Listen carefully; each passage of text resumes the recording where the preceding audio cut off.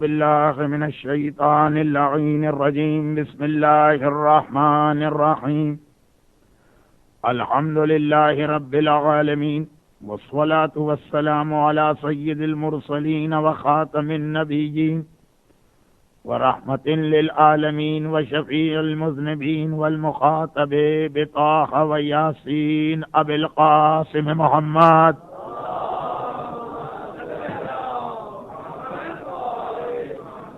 وآله وأهل بيته وعترته الطيبين الطاهرين، لا سيما على الإمام المنتظر والحجة الثاني عشر، اللهم عجل له الفرج ولعنة الله على أعدائهم أجمعين. أما بعد، فقد قال الله عز وجل في محكم كتابه الكريم: بسم الله الرحمن الرحيم. وسيعلم الذين ظلموا أي منقلب ينقلبون.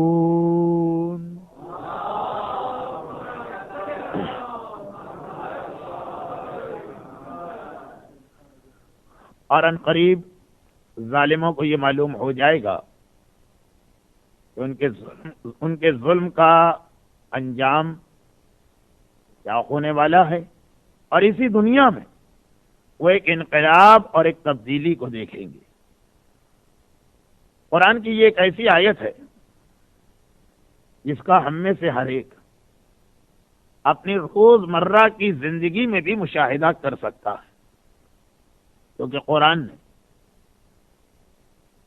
ظالم کی کوئی خاص کیٹیگری کے حوالے سے بات نہیں کی.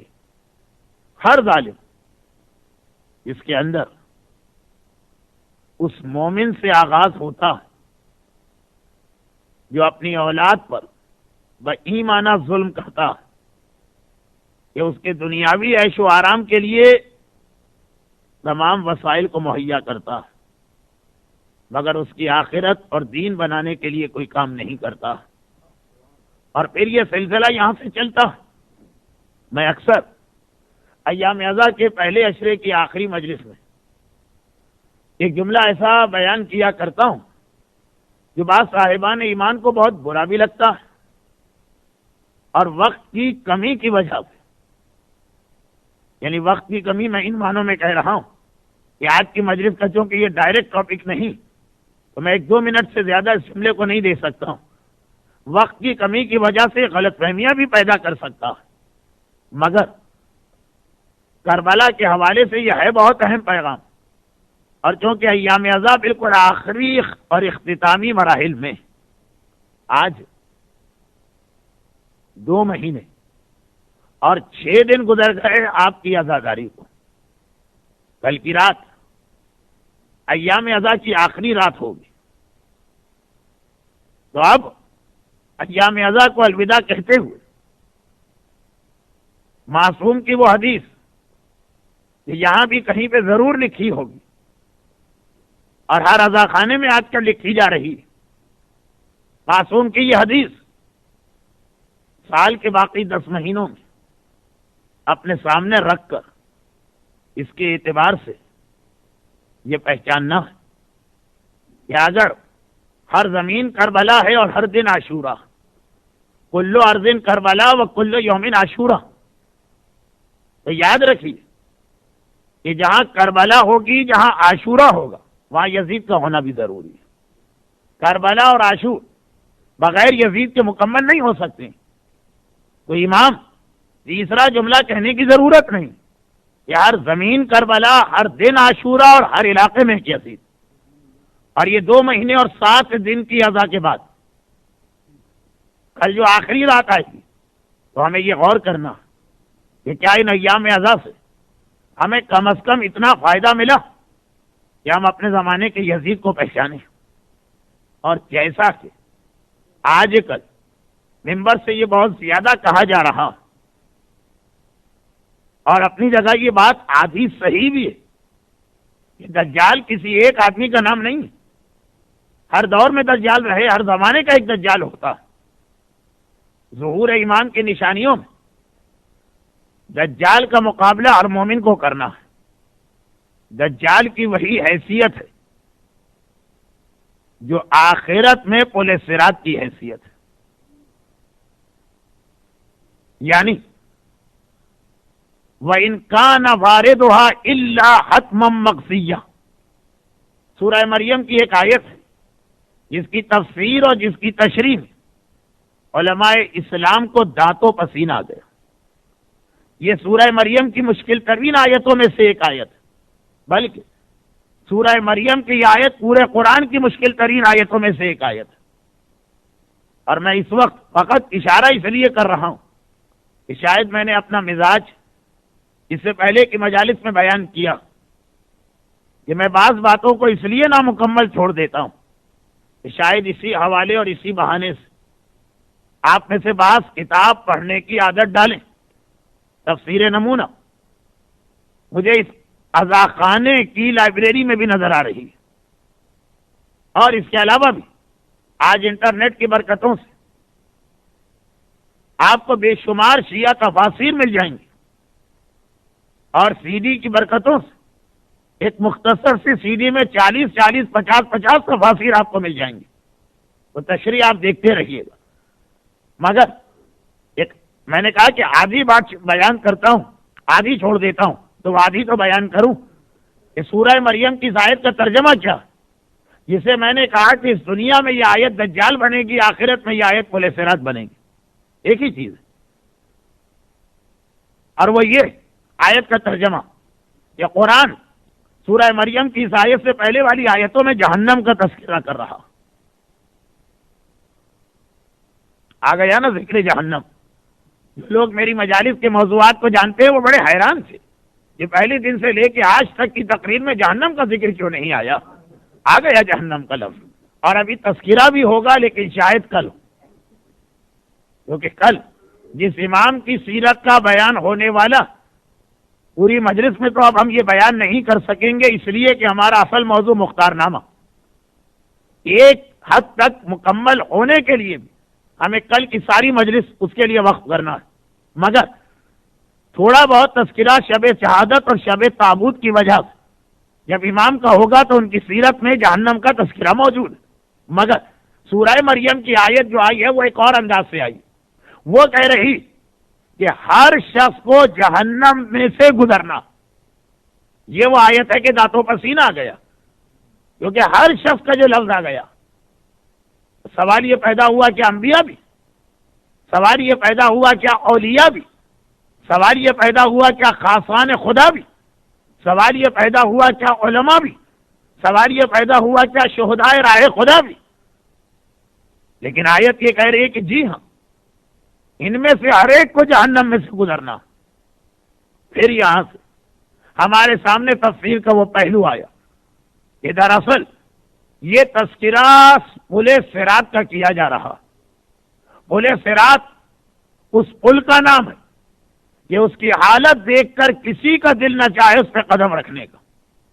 مگر جہنم میں جنت میں جانے کا صرف ایک راستہ، یا تو پل صراط پہ نہ جاؤ مگر پھر جنت نہیں مل سکتی، اور جنت اگر جانا تو وہاں صرف ایک راستہ، ایک ہائی وے، ایک موٹر وے جاتی ہے جس کا نام پل صراط. تو جنت جانا ہے تو اس سے گزرنا ہوگا، کیونکہ جو میں روایتوں میں آیا ہے وہ یہ ہے کہ ایک طرف قیامت کا میدان، دوسری جانب جنت کا دروازہ، اور درمیان کے اندر ایک بہت بڑی ویلی، اور قیامت کے میدان کو جنت کے دروازے سے لنک کرنے یا ملانے والا صرف ایک پل ہے، اور اس پل کے نیچے جہنم. راستہ یہی ایک راستہ، تو جسے جنت تک جانا ہے اس کو اس پل پر سے گزرنا ہوگا. اور پل کا مطلب یہ ہے کہ اس کے نیچے جہنم ہے، اور ایسی جہنم کہ جس طرح سے اگر آپ پانی کو بوائل کریں آگ پر تو کبھی کبھار پانی ابل پڑتا. جہنم کے شعلے کبھی کبھار اگرچہ خاصی ڈیپتھ میں ہے لیکن اس پل تک آ جاتے ہیں. نہیں یہ تو میں نے عذاب قبر شروع کر دیا. واپس آتا ہوں، واپس. خلاصہ یہ کہ کیونکہ اس کے بعد کا جملہ یہ تھا کہ جو میں پڑھنا نہیں چاہتا ہوں لیکن پڑھ رہا ہوں، لیکن پڑھ بھی نہیں رہا ہوں کیونکہ ٹاپک نہیں ہے، بغیر ٹاپک کے پڑھ رہا ہوں. وہ یہ ہے کہ جہنم کے شعلے کب پل صراط تک آتے ہیں؟ چند گناہگاروں کی وجہ سے۔ گناہ میگنیٹ کا کام کرتے ہیں اور جہنم کے شعلوں کو اپنی جانب کھینچتے ہیں۔ خیر، مصطفیٰ زیدی کا ایک شعر میں ہمیشہ پڑھتا ہوں، اس لیے کہ یہ شعر غالباً پل صراط کے اوپر جس بہترین طریقے سے یہ استعمال ہو سکتا ہے اور کسی پہ نہیں۔ انہی پتھروں پہ چل کے آ سکتے ہو تو آؤ، میرے گھر کے راستے میں کوئی کہکشان نہیں۔ جنت یہ کہتی، جنت کہتی ہے اگر تجھے میرے اندر آنا تو مجبوری ہے کہ اسی پل پہ چل کے آنا پڑے گا، اور کوئی ہائی وے 401 یا ہائی وے 7 یا اس ٹائپ کی اور کوئی سڑک نہیں ملے گی جو بال سے زیادہ باریک، تلوار کی دھار سے زیادہ تیز اور آگ سے زیادہ گرم۔ تو خلاصہ یہ نکلا کہ جنت جانا ہے، پل صراط سے گزرنا ہوگا، ورنہ جہنم تو ہی موجود۔ جنت کے بڑے نخرے ہیں، وہ ہر ایک کو آسانی سے قبول نہیں کرتی ہے۔ جہنم بڑی پولائٹ ہے، جو آنا چاہے آ جائے۔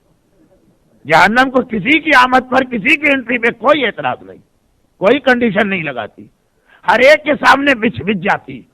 جنت اتنے نخرے ہیں کہ جس کو جنت کا پروانہ مل گیا اسے بھی آسانی سے قبول نہیں کرے گی۔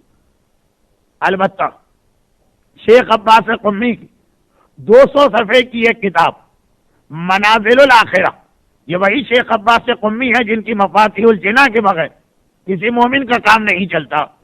200 صفحے کی کتاب منازل الاخرہ، یعنی مرنے کے بعد کیا ہوگا، پڑھ ڈالی۔ اور اگر پورے 200 صفحے پڑھنا مشکل ہے تو اس کے اندر لسٹ دیکھیے گا پل صراط کا بیان، کہ جنت اس آدمی کو بھی جو پل صراط سے گزر رہا اور جنت میں داخل ہونے کا ویزا رکھتا آسانی سے قبول نہیں کرے گی۔ اجازت بھی ہے اس کے پاس، پھر بھی روک دے گی۔ جو آج کل اکثر وزٹرز کا تجربہ ہو رہا کہ ویزا بھی ہے یہاں پہ جو باقاعدہ صحیح ایمبیسی یا کونسلیٹ یا ہائی کمیشن نے ایشو کیا، پھر بھی امیگریشن آفیسر سوال ضرور کرے گا۔ خیر، یہ موضوع کہاں سے نکلا ہے، یہ موضوع کیسے بن گئے، ٹاپک کیسے چینج ہو گیا؟ نہ موضوع بدلا نہ ٹاپک چینج ہوا۔ بات یہ ہو رہی تھی کہ جنت کے حوالے سے پروردگار نے سورہ مریم میں کنسپٹ دیا کہ جنت بہترین شے ہے لیکن پل صراط سے گزرنے والے کے لیے۔ اور اسی طرح ظہور امام اس کائنات کی سب سے بڑی دولت ہے، مگر دجال کے مرحلے سے گزرنے والے کے لیے۔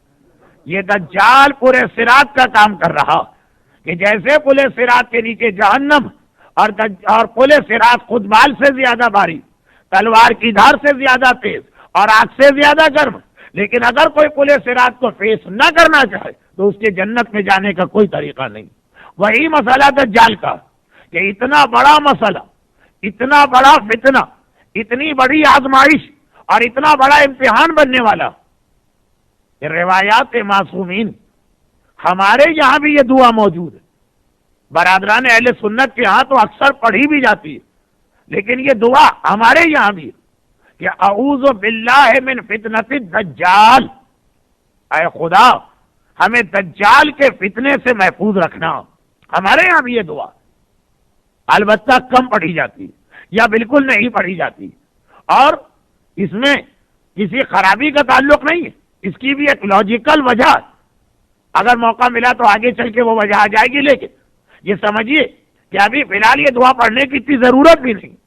لیکن یہ بات طے شدہ کہ خدمت امام میں پہنچنے اور امام کے وجود کی ساری برکتیں حاصل کرنے کے لیے پہلے دجال کے مرحلے سے گزرنا، مگر دجال ہر آدمی کے حوالے الگ، ہر زمانے کے حوالے سے الگ، ہر قوم کے حوالے سے الگ، اور ہر دور کا دجال اسی زمانے کا یزید بھی کہلاتا۔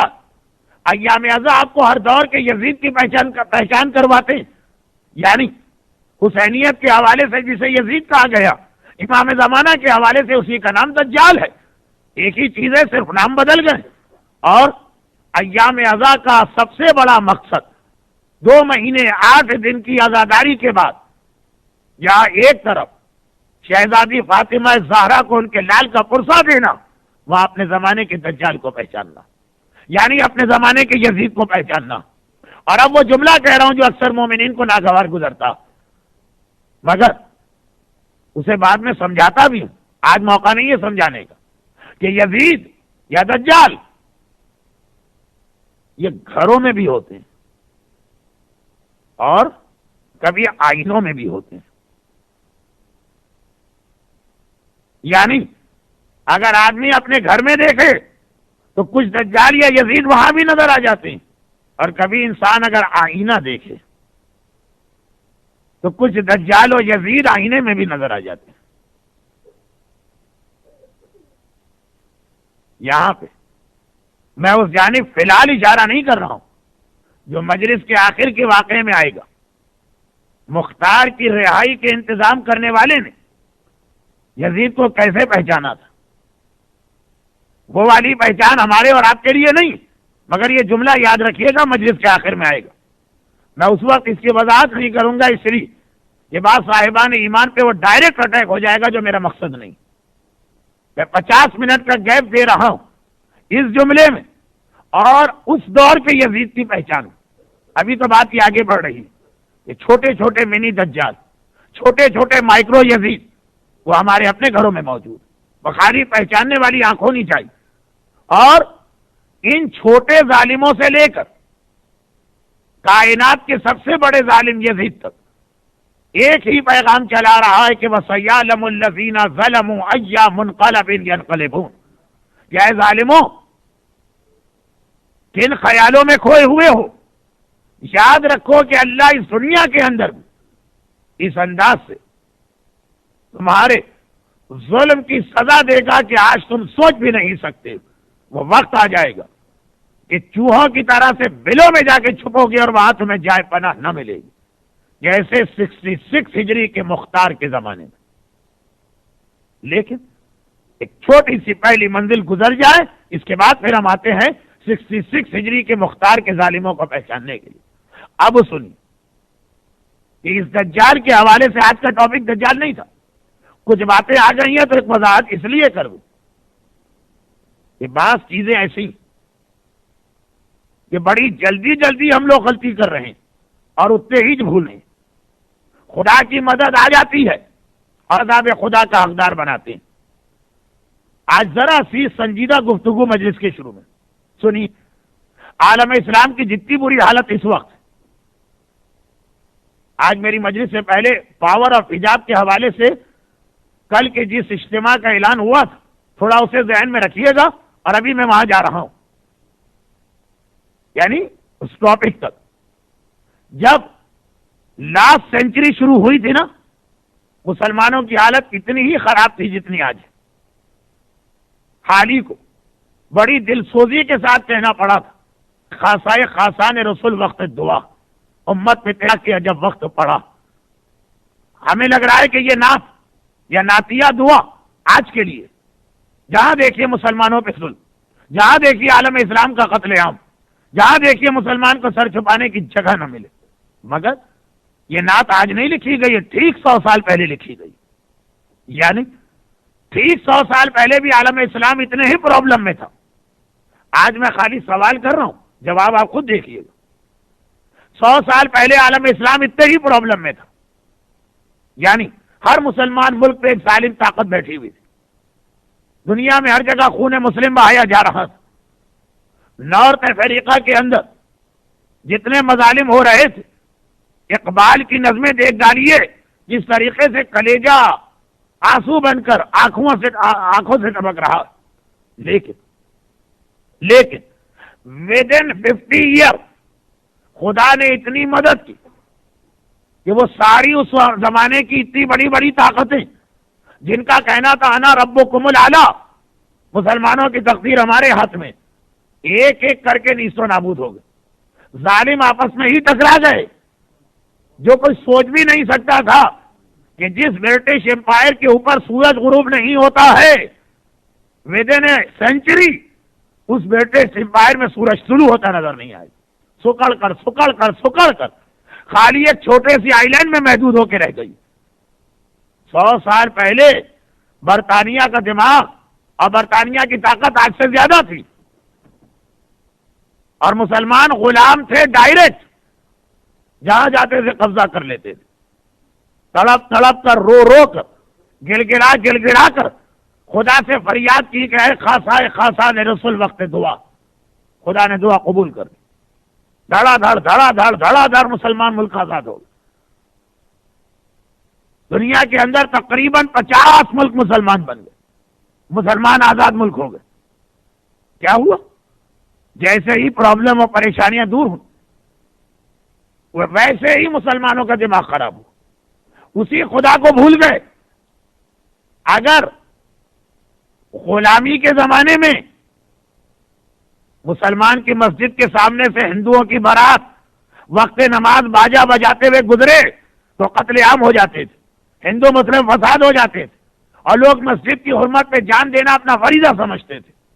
اور آج ساری اسلامی دنیا میں نکل جائیے، عین مغرب کی اذان کے وقت مسلمان کے گھرانے سے خنا کی آواز مسجد کے سامنے بلند ہو رہی، اور اگر کوئی ذرا سا اعتراض کرے مسلمان اعتراض کرنے والے کی گردن اڑانے کو تیار ہے۔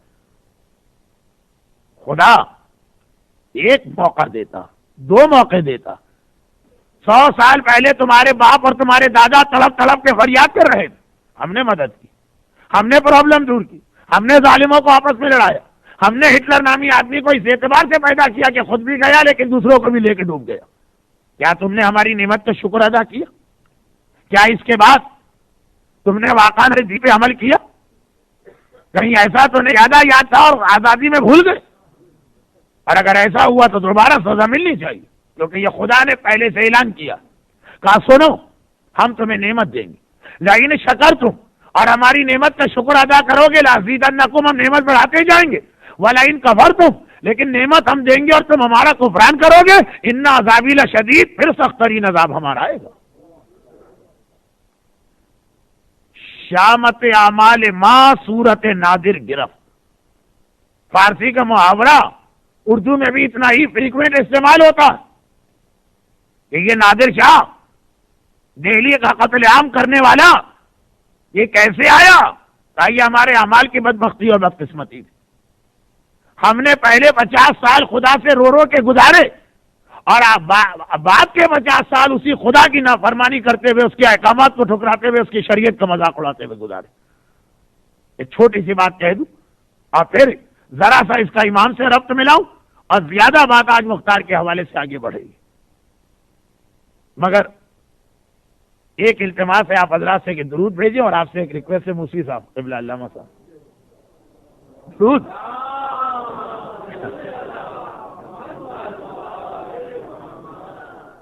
بہت زیادہ کبھی میرا مجمع سیریس ہو کے بیٹھتا ہے کہ میں بھی گھبرا جاتا ہوں، پریشان ہو جاتا ہوں کہ اسے ہوا کیا۔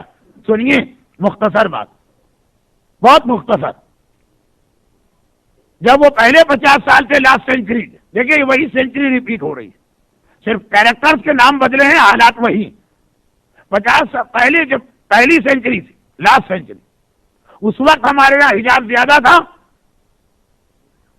یہ آزادی ملنے کے بعد اور خدا کی نعمت حاصل ہونے کے بعد؟ آپ خود دیکھیے، جب پرابلم میں تھے تو ہمیں اللہ بھی یاد تھا، مسجدیں بھی یاد تھی، گانا بھی حرام تھا، حجاب بھی ہمارے یہاں ہوتا تھا، اور جب اللہ نے اپنی نعمت ادا کر دی، ہمیں غلامی سے رہائی دلوا دی، تو نتیجہ کیا نکلا؟ وہی اللہ کو سب سے پہلے بھول بیٹھے۔ وہی گانا ہماری زندگی میں ایسا نافذ ہوا کہ جس گانے پہ ہندوؤں سے لڑ جاتے تھے وہی عمل مسلمان کر رہا۔ وہی بے حجابی ہمارے یہاں کس طرح سے آ گئی؟ اسی اللہ کی یاد کو کیسے نکالا گیا؟ نعوذ باللہ، نعوذ باللہ۔ اللہ بے وقوف یا احمق نہیں ہے۔ ہم اور آپ اگر کبھی ایک آدمی کے ہاتھ سے دھوکہ کھا لیں تو اتنے جلدی دوبارہ اس پہ بھروسہ کرنے کو تیار نہیں ہوتے۔ وہ تو خالق عقل، وہ ہمیں آئینہ دکھا رہا کہ جب پہلے پرابلم میں تھے، رو رو کے گڑ گڑا کے آ رہے تھے، میں نے تمہارا پرابلم دور کیا، لیکن تم نے اس کے نتیجے میں مجھے کیا سلا دیا۔ اور خاص طور پر لاسٹ سینچری میں ایک واقعہ ایسا پیش آیا جس واقعے کے حوالے سے ایک اشارہ یہاں کرنا اور ایک اشارہ، جیسا ابھی علامہ فرت موسی صاحب قبلہ نے اعلان کیا کہ میری اس مجلس کے بعد آج ہی کی رات المہندی سینٹر میں بھی ایک مجلس، اور اس مجلس کے اندر میں وہاں کے اشرے کو مکمل کروں گا جو رجت کا عنوان رہ گیا تھا۔ اس میں یہ بات ایک اور حوالے سے آئی یا ایک اور حوالے سے لاسٹ سینچری، آپ کو معلوم ہے کہ کیا کیا گیا تھا؟ جعلی فرضی ہیرو بنائے گئے تھے. یعنی یہ ایک طریقہ ہے اینٹی اسلام طاقتوں کا کہ کسی ایک شخصیت کا سلیکشن کرتے ہیں. انہیں پتا ہے کہ مسلمان بڑی جذباتی قوم، اسے الو بنانا یا بے وقوف بنانا بڑا آسان ہے، اس کے سینٹیمنٹ سے کھیلنا بہت آسان ہے. چنانچہ جعلی اور نقلی شخصیتیں بنائی گئی. پہلے ان کو کچھ ایسی وکٹریز دی گئی کہ ہر مسلمان خوشی سے بھول گیا کہ یہ ہمارا ہیرو ہے. دیکھا اس نے اتنی بڑی طاقت کو شکست دی. اور ان میں ٹاپ آف دا لسٹ ترکی کا مصطفیٰ کمال پاشا تھا. پہلے گیلیپو کے مقام پر اس زمانے کی دنیا کی سب سے بڑی طاقت اس کے ہاتھوں شکست کھا کے گئی. طریقے ہوتے ہیں مینیپولیٹ کرنے کے اور اس انداز سے ہمیں بیوقوف بنانے کے. آج بھی میں نہیں کہنا چاہتا ہوں اگلا جملہ، لیکن آج بھی بعض ایسے واقعات تھے کہ جس کو غلط استعمال کیا گیا، اتنا غلط کہ شک ہونے لگا کہ شاید یہ واقعہ بھی انہیں لوگوں کا ہے. لیکن مصطفیٰ کمال اس زمانے کے اندر ہیرو بن کے آیا جب ساری اسلامی دنیا اس دور کی سب سے بڑی طاقت سے شکست کھا رہی تھی. ہندوستان سرنڈر کر چکا تھا، عراق میں ہائی کمیشن کھل چکا تھا، لیبیا، الجزائر، صومالیہ بدترین مظالم ہو رہے تھے. اقبال کی بانگ درم کتنی ہی نظمیں اس کے حوالے سے، مگر روز آنا بری خبر آ رہی. دیکھیں یہ ہے امام زمانہ کے ظہور کی نشانی. اسے آپ لاسٹ سینچری کی بات نہ سنیے، یہ سنیے کہ سفیانی کیسے بنایا جائے گا. مسلمان بیٹھے روز آنا رو رہے ہیں. آج اس ملک میں ظلم ہوا، کل وہاں پہ شکست ہوئی، پرسوں وہ علاقہ ہمارے ہاتھ سے نکلا، نرسوں وہاں کے اوپر ایک ظلم عظیم ہوا. کہیں سے کوئی اچھی خبر نہیں آ رہی. اور عین اس دوران خبر آ گئی کہ ترکی میں ایک ایسا بہادر جرنیل پیدا ہوا کہ جس نے دنیا کی سب سے بڑی طاقت کو شکست دے دی اور گیلیپو کی جنگ جیت لی. اوہو 50، 100، 200، 500 شکستوں کے درمیان ایک ایسا بطل جلیل، ایک ایسا ہیرو سامنے آیا. حالت یہ تھی کہ اپنے دادا سے پوچھیے اگر وہ زندہ ہیں، ورنہ پرانی کتابوں میں دیکھیے کہ 100 سال پہلے پرنٹنگ انڈسٹری اتنا رائج نہیں تھی، فوٹو کی کوالٹی تھی ہی نہیں. ہندوستان کے ہر گھر میں مصطفیٰ کمال کی تصویر کو ایز اے ہیرو لٹکا دیا گیا. یہ ہے جس نے مسلمانوں کو عزت دی، یہ ہے کہ جس نے مسلمانوں کا سر فخر سے بلند کر دیا، یہ ہے کہ جس نے ہمارے آقاؤں کو ہرا دیا. ہر گھر میں مصطفیٰ کمال کی تصویر آئی تھی، مگر یہ اس کا کارنامہ نہیں تھا، اسے بنایا جا رہا تھا. نتیجہ کیا نکلا کہ اتنا زیادہ پاپولر ہو گیا کہ جب ہندوستان تک اس سے اتنا متاثر تو اس کے اپنے ملک کے لوگوں نے تو اسے سر آنکھوں پہ بٹھایا. بس جیسے ہی وہ اس ملک کا سربراہ بنا، نماز منع ہو گئی، اذان منع ہو گئی، حج منع ہو گیا، قرآن منع ہو گیا، مسجدوں میں تالے پڑ گئے، چرچ جگہ جگہ بنائے جانے لگے اور پورے اسلام کو اس طرح سے مٹا دیا گیا. اس صرف ایک اس نے چھوٹا سا کام کیا، اور یہ چھوٹے سے کام نے ترکی جیسے علاقے کا جو اس زمانے میں مسلمانوں کا مذہبی لیڈر تھا، عثمانی امپائر کو لوگ خلیفہ کہتے تھے، دہلی کی جامع مسجد میں بھی وہاں کے خلیفہ کا نام خطبے میں لیا جاتا تھا. ایک کام، لینگویج بدل دی. ٹرکی زبان رہی، لکھنے کا اسکرپٹ چینج ہو گیا. ترکی کا تعلق اپنے ماضی سے ختم ہو گیا. یہ ایسی قوم بن گئی جس کا کوئی پاس نہیں، جیسے کوئی جنگل میں کھویا ہوا بچہ. اور پھر حکم آیا کہ قرآن عربی میں نہیں پڑھا جائے گا، اگر کسی کو پڑھنا ہے ترکی میں پڑھو. اذان عربی میں نہیں دی جائے گی، اگر کسی کو دینے کا شوق ہے تو وہ ترکی میں دے. نماز عربی میں نہیں پڑھی جائے گی، ترکش میں پڑھی جائے گی. اور اسی کا نتیجہ یہ ہے کہ آج ایک ممبر آف پارلیمنٹ جو ہر ڈیموکریٹک طریقے سے اپنی سیٹ کو جیت کر پارلیمنٹ میں پہنچی ہے، اسے فقط اس لیے پارلیمنٹ سے نکالا گیا کہ وہ ایک اسکارف اپنے سر پہ ڈال کے آ رہی ہے۔ ترکی کا واقعہ آپ میں سے ہر ایک کے علم میں، اور چونکہ مجمع اس وقت کم تھا اس لیے دوہرا دوں کہ کل یہی ممبر آف پارلیمنٹ جو اپنے حجاب کی وجہ سے وہاں کی پارلیمنٹ کی رکنیت سے محروم کی گئی، کل یعنی منڈے کو جعفری سینٹر پہ بھی ہوں، شام کے 4 بجے ایک سیمینار ٹائپ کا پروگرام ہے، پاور آف حجاب، اس میں یہ خاتون کا بھی خطاب ہوگا۔ یہ صحیح اعلان کیا؟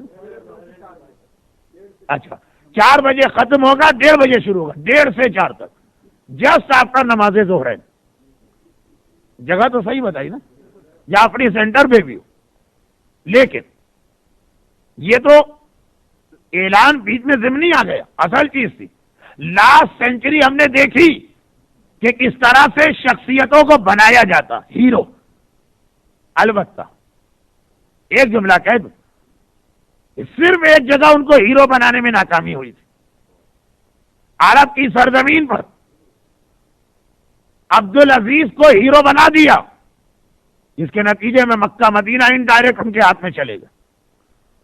ترکی کی سرزمین پر مصطفیٰ کمال کو ہیرو بنا دیا، ایران میں رضا شاہ کو بھی ہیرو بنانے آئے تھے، واحد جگہ تھی کہ جہاں پہ اس کو ناکامی ہوئی، اس نے اپنے بھائی کا مطلب ہے کہ ایک ہی عقیدہ رکھنے والے اور ایک ہی شخصیت کے اشاروں پہ ناچنے والے مصطفیٰ کمال کی سیرت کو فالو کیا تھا۔ اگر ترکی میں حجاب اتارا گیا تو ایران میں بھی کوشش کی گئی، اور اگر ترکی زبان کو چینج کیا گیا تو ایران میں بھی عربی ختم کر کے فارسی لانے کی کوشش کی گئی، اور اگر وہاں مسجد، ملا، قرآن، شیخ الاسلام کا مذاق بنایا گیا، یہاں بھی کوشش کی گئی، وہاں کامیاب ہو گئے، یہاں ناکام ہو گئے۔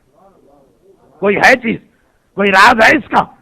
تھوڑا سا اس کا اشارہ رات المہندی کی مجلس میں ہوگا، لیکن اصل میں یہ کل کا ٹاپک بن رہا ہے، یہاں کی بات ہے تو یہی کا ٹاپک بنے گا۔ ایک راز ہے، کیونکہ آج وہ موضوع نہیں ہے کہ وہاں ناکامی کیوں ہوئی، آج موضوع یہ ہے کہ ترکی میں کامیابی کیسے ہوئی۔ کامیابی ایسے ہوئی کہ پہلے جیسے ہمارے یہاں پاکستان کے اندر جعلی پولیس مقابلے ہوتے ہیں، اسی انداز سے یہ جعلی جنگیں تھی جس کے اندر مصطفیٰ کمال جیسوں کو کامیاب کیا گیا۔ یہی طریقہ ہوگا سفیانی اور دجال کے بنانے کا۔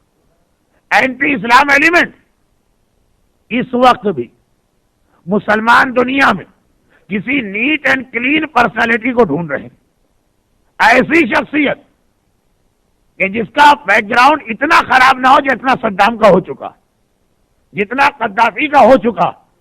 آپ کو معلوم ہوگا 70s پاکستان کے ہر گھر میں قذافی کی تصویریں لگ گئی، وہ اسلام کا ہیرو بن گیا، اور 90s کے اندر غفار سے کچھ پہلے پاکستان اور ہندوستان دونوں جگہ ہر گھر میں صدام کی تصویریں لگ گئی۔ خالی تصویریں نہیں لگی تھی، جنگ اخبار، یعنی یہ تو کوئی عام اخبار نہیں ہے جو شام کے اخبار کہلاتے ہیں، جس کے اندر بہرحال ایک اتھینٹک نیوز، باقاعدہ بڑے بڑے ریلائبل آدمیوں کے خواب چھپنے لگے۔ کسی کو رسول اللہ نے آ کے کہا یہ میرا بیٹا، کسی کو امام علی نے آ کے کہا یہ میرا مشن مکمل کر رہا، شیعہ سنی دونوں کا ہیرو بنایا جا رہا تھا۔ وہ تصویریں بھی تھیں، یہ گھوڑے پہ بیٹھا ہے، تلوار ہاتھ میں ہے اور جہاد کر رہا۔ ایک عجیب انداز جو آج بھی ایک تصور ہے نا کہ امام آئیں گے تو اسی طریقے سے 1400 سال پہلے کی چیزیں لے کر، جو غلط تصور ہے۔ جنگ اخبار کے فرنٹ پیج پہ ملیشیا کے قابل بھروسہ آدمیوں کا آ رہا کہ رسول اللہ نے آ کے کہا صدام میرا بیٹا، یہ میرے مشن کو پورا کر رہا۔ اور پاکستان کے بعد شیعہ اخبارات نے لکھا کہ امام حسین نے یہ فرمایا ہے کہ صدام کا ساتھ دو، وہ میرا ہم نام ہے اور میرا جیسا جہاد کر رہا۔ اب دیکھیے وَسَيَعْلَمُ الَّذِينَ ظَلَمُوا کے حوالے سے ایک جملہ کہہ رہا ہوں، اسی کا اپنا داماد، اس کا نام بھی کمال حسین تھا۔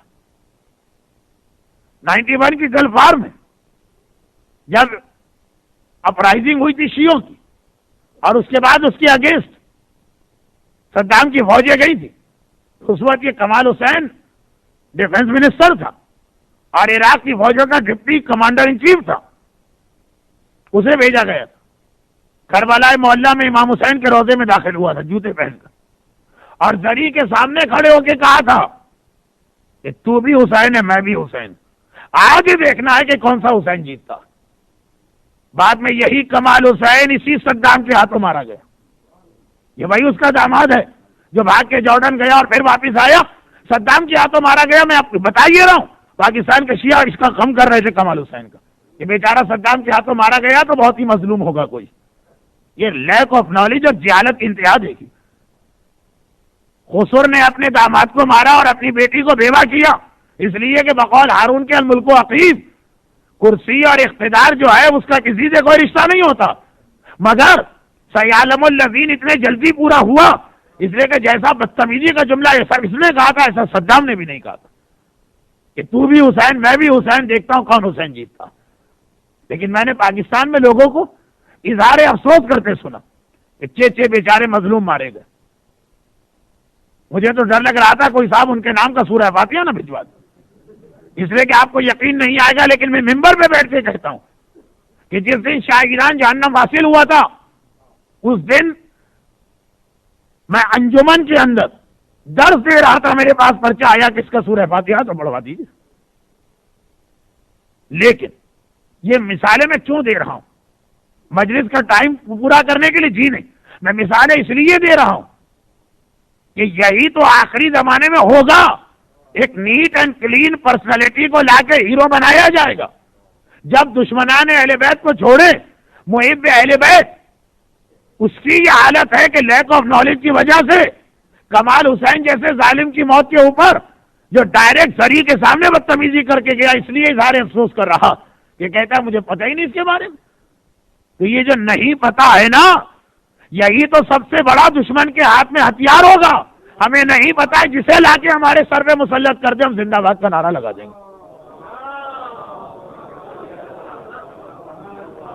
آج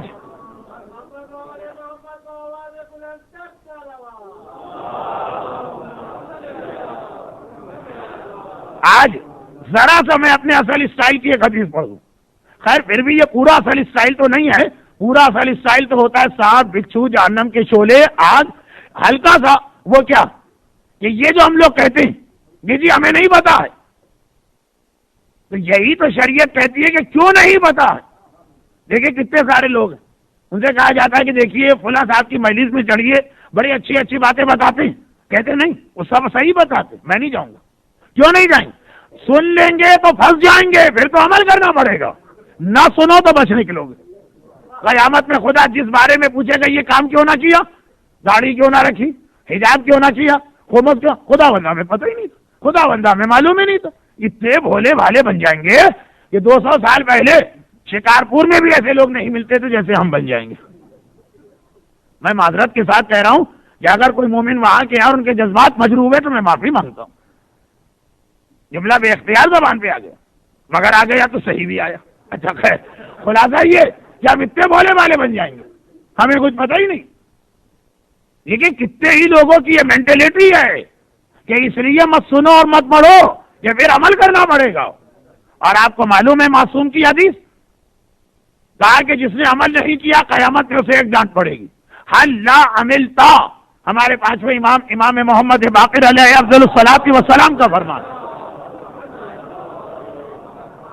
عمل نہیں کیا ایک سوال ہوگا حل لا عملتا، کیوں عمل نہ کیا؟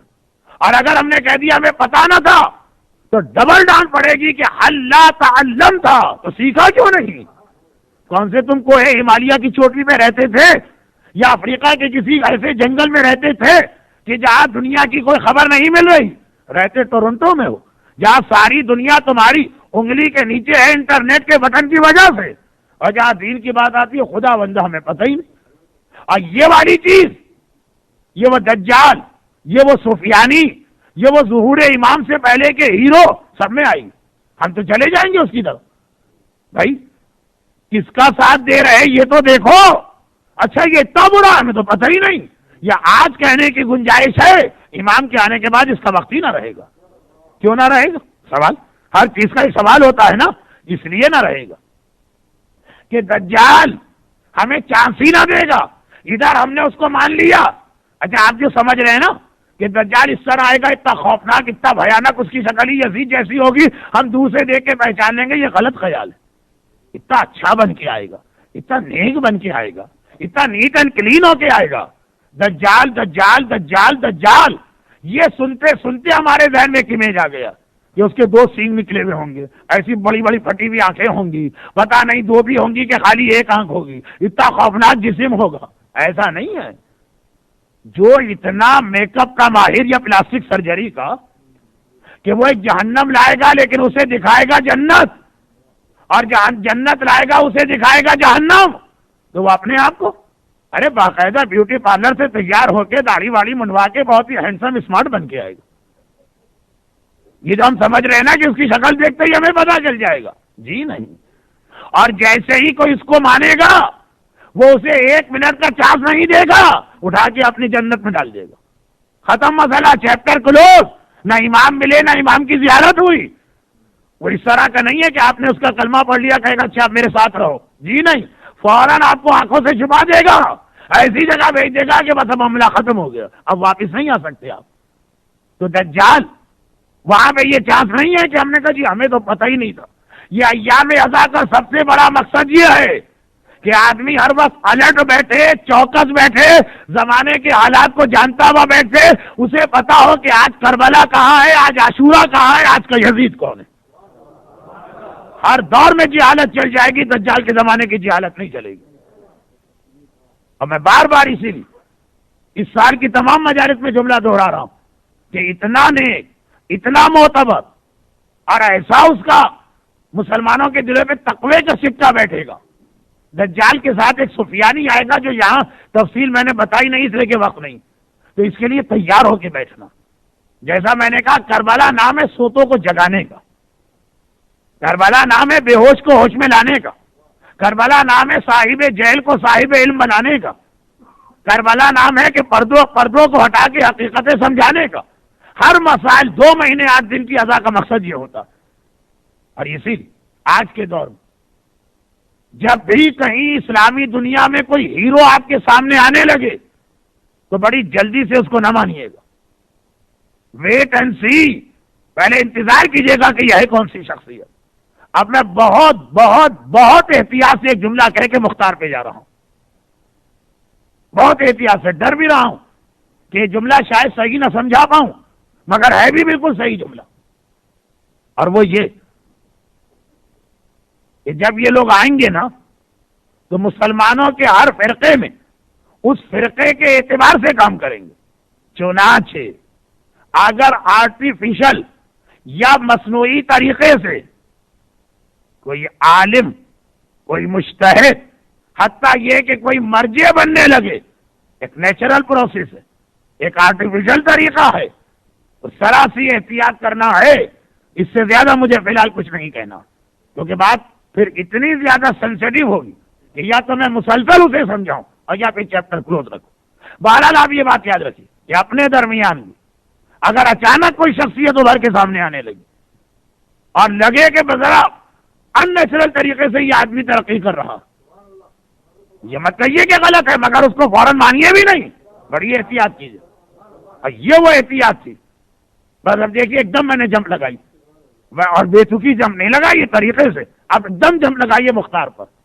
ابراہیم ابن مالک اشتر بڑی اہم شخصیت، مختار نے خط لکھا، جب میں یہ انتقام خون شہدائے کربلا کا انتقام لینا چاہتا ہوں۔ وہ لکھتے ہیں کہ میں خود تڑپ رہا ہوں، ایک رات کربلا کے بعد میں نے گہری نیند نہیں لی، کسی کھانے میں مزہ نہیں آیا، میں خود تڑپ رہا ہوں، مگر مختار خالی تمہارے کہنے پہ میں تمہاری نیت پہ کیسے یقین کروں؟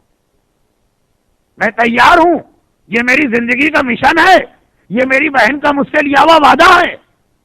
مگر یہ اس کا مطلب یہ نہیں کہ جو آدمی آ کر کہے کہ میں انتقام لے رہا ہوں تو میں بھولا بن کے اس کے ساتھ چلا جاؤں۔ پہلے مجھے کہیں سے یہ کنفرم کرنا ہے کہ تم اتھینٹک آدمی، ورنہ مومن سے پوچھیے، اگر اسے یہ میسج ملے کہ اکبر کے خون، اصغر کے چھدے گلے، عباس کے کٹے بازوؤں کا انتقام لینا اور حالات بن رہے ہیں، شاید وہ ایک لمحے کے لیے بھی صبر کرنے کو تیار نہ ہو۔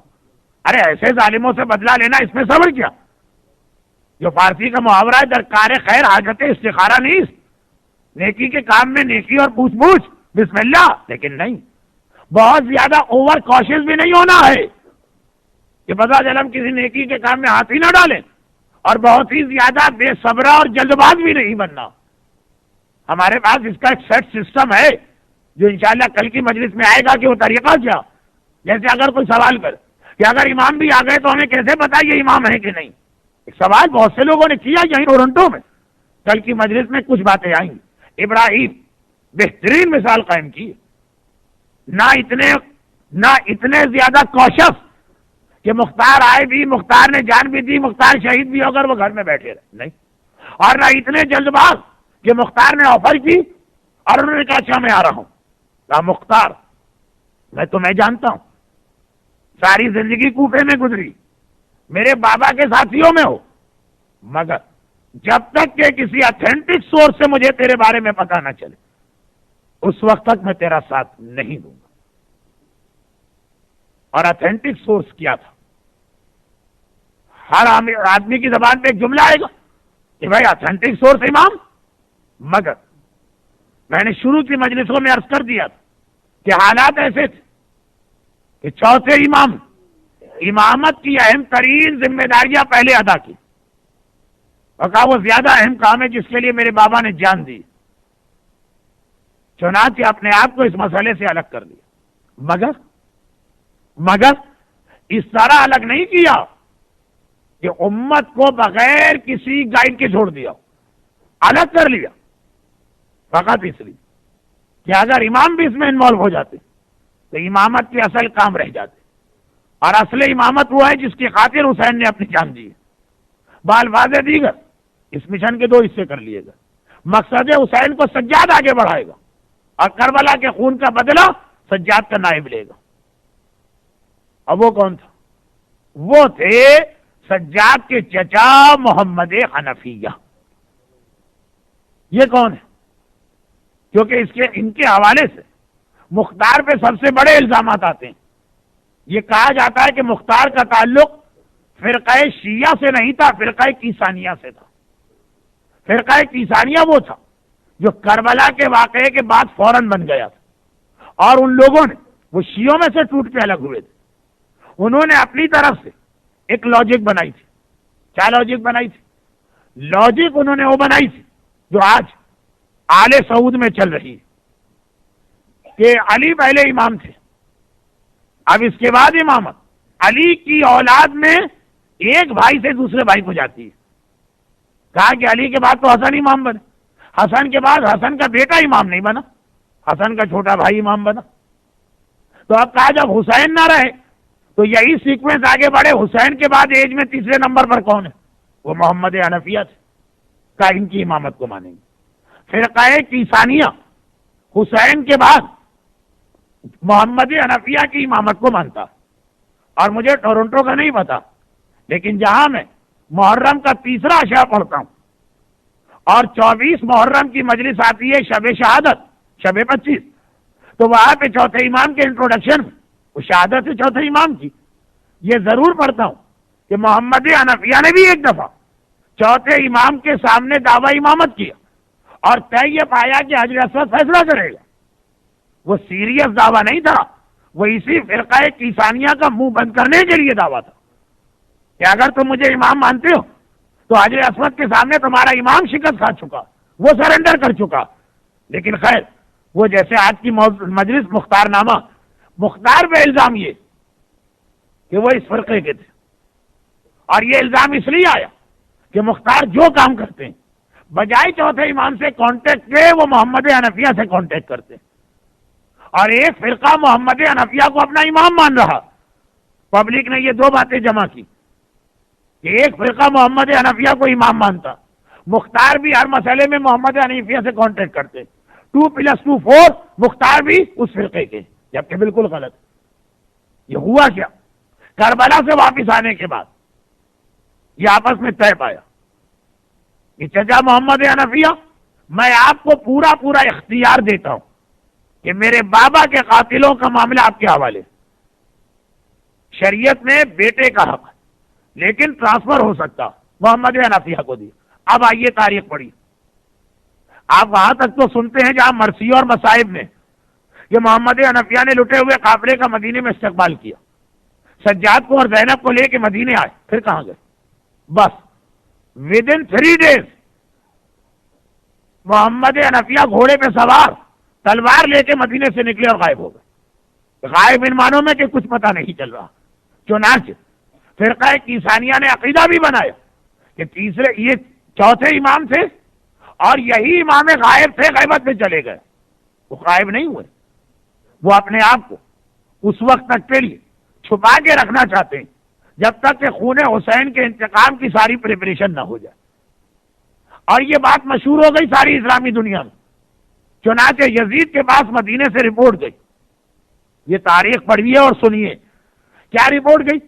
یزید کے پاس گورنر مدینہ کی طرف سے رپورٹ گئی کہ حسین کا وارث تو آ گیا، وہ اپنے بابا کا ماتم کر رہا، مگر حالات بتا رہے کہ وہ ان کا خون کا انتقام نہیں لینا چاہتا، خون کا انتقام حسین کا چھوٹا بھائی لینا چاہتا. تو یزید نے کہا پھر ان کو پکڑو، گرفتار کرو. کہا وہ غائب. اب یزید ایک ذرا سا سیٹسفائی ہو گیا کہ زیادہ خطرہ مجھے سجاد سے تھا. انہوں نے اپنی توجہ ہٹا لی تو کہا اچھا پھر جو کام کر رہے ہیں ان کو کرنے دو. کار امامت زیادہ ضروری کام تھا اس زمانے کے اعتبار سے. اس طرح سے اٹینشن ڈائیورٹ کی گئی. چنانچہ نتیجہ کیا نکلا کہ نیکسٹ ایئر جب یزید نے مدینے پہ اٹیک کیا، ایک اٹیک یزید نے کیا، ایک اٹیک آخری امام کے آنے سے پہلے سفیانی کرے گا. دونوں کی ڈیٹیل ایک جیسی. واقعہ ہررا، روضہ رسول تک کو گرا دیا گیا، قبر رسول پہ شراب پی گئی، ممبر رسول پہ بندر لا کے بٹھائے گا یا کتے اور سور. یہ روایتیں. مگر ساتھ میں انسٹرکشن دے دی اپنی فوج کو کہ محلہ بنی عاصم کی جانب رخ نہ کرنا. اس لیے کہ یزید اپنی جگہ یہ سمجھ رہا کہ یہ مجھ سے انتقام نہیں لینا چاہتے تو میں کیوں ان کو بلا وجہ چھیڑوں. محمد حنفیہ اس وقت مدینے میں ہوتے، وہ گرفتار کر کے اہم کر دیے جاتے. وہ اسی لیے غائب ہو گئے. اور کہاں چلے گئے؟ مکے اور طائف کے درمیان پہاڑیاں. میرے سیدھے ہاتھ پر میرے سامنے میرے ادھر کتنے ہی مومنین ہیں جو سعودی عرب میں جاب کر چکے، ان سے پوچھئے گا.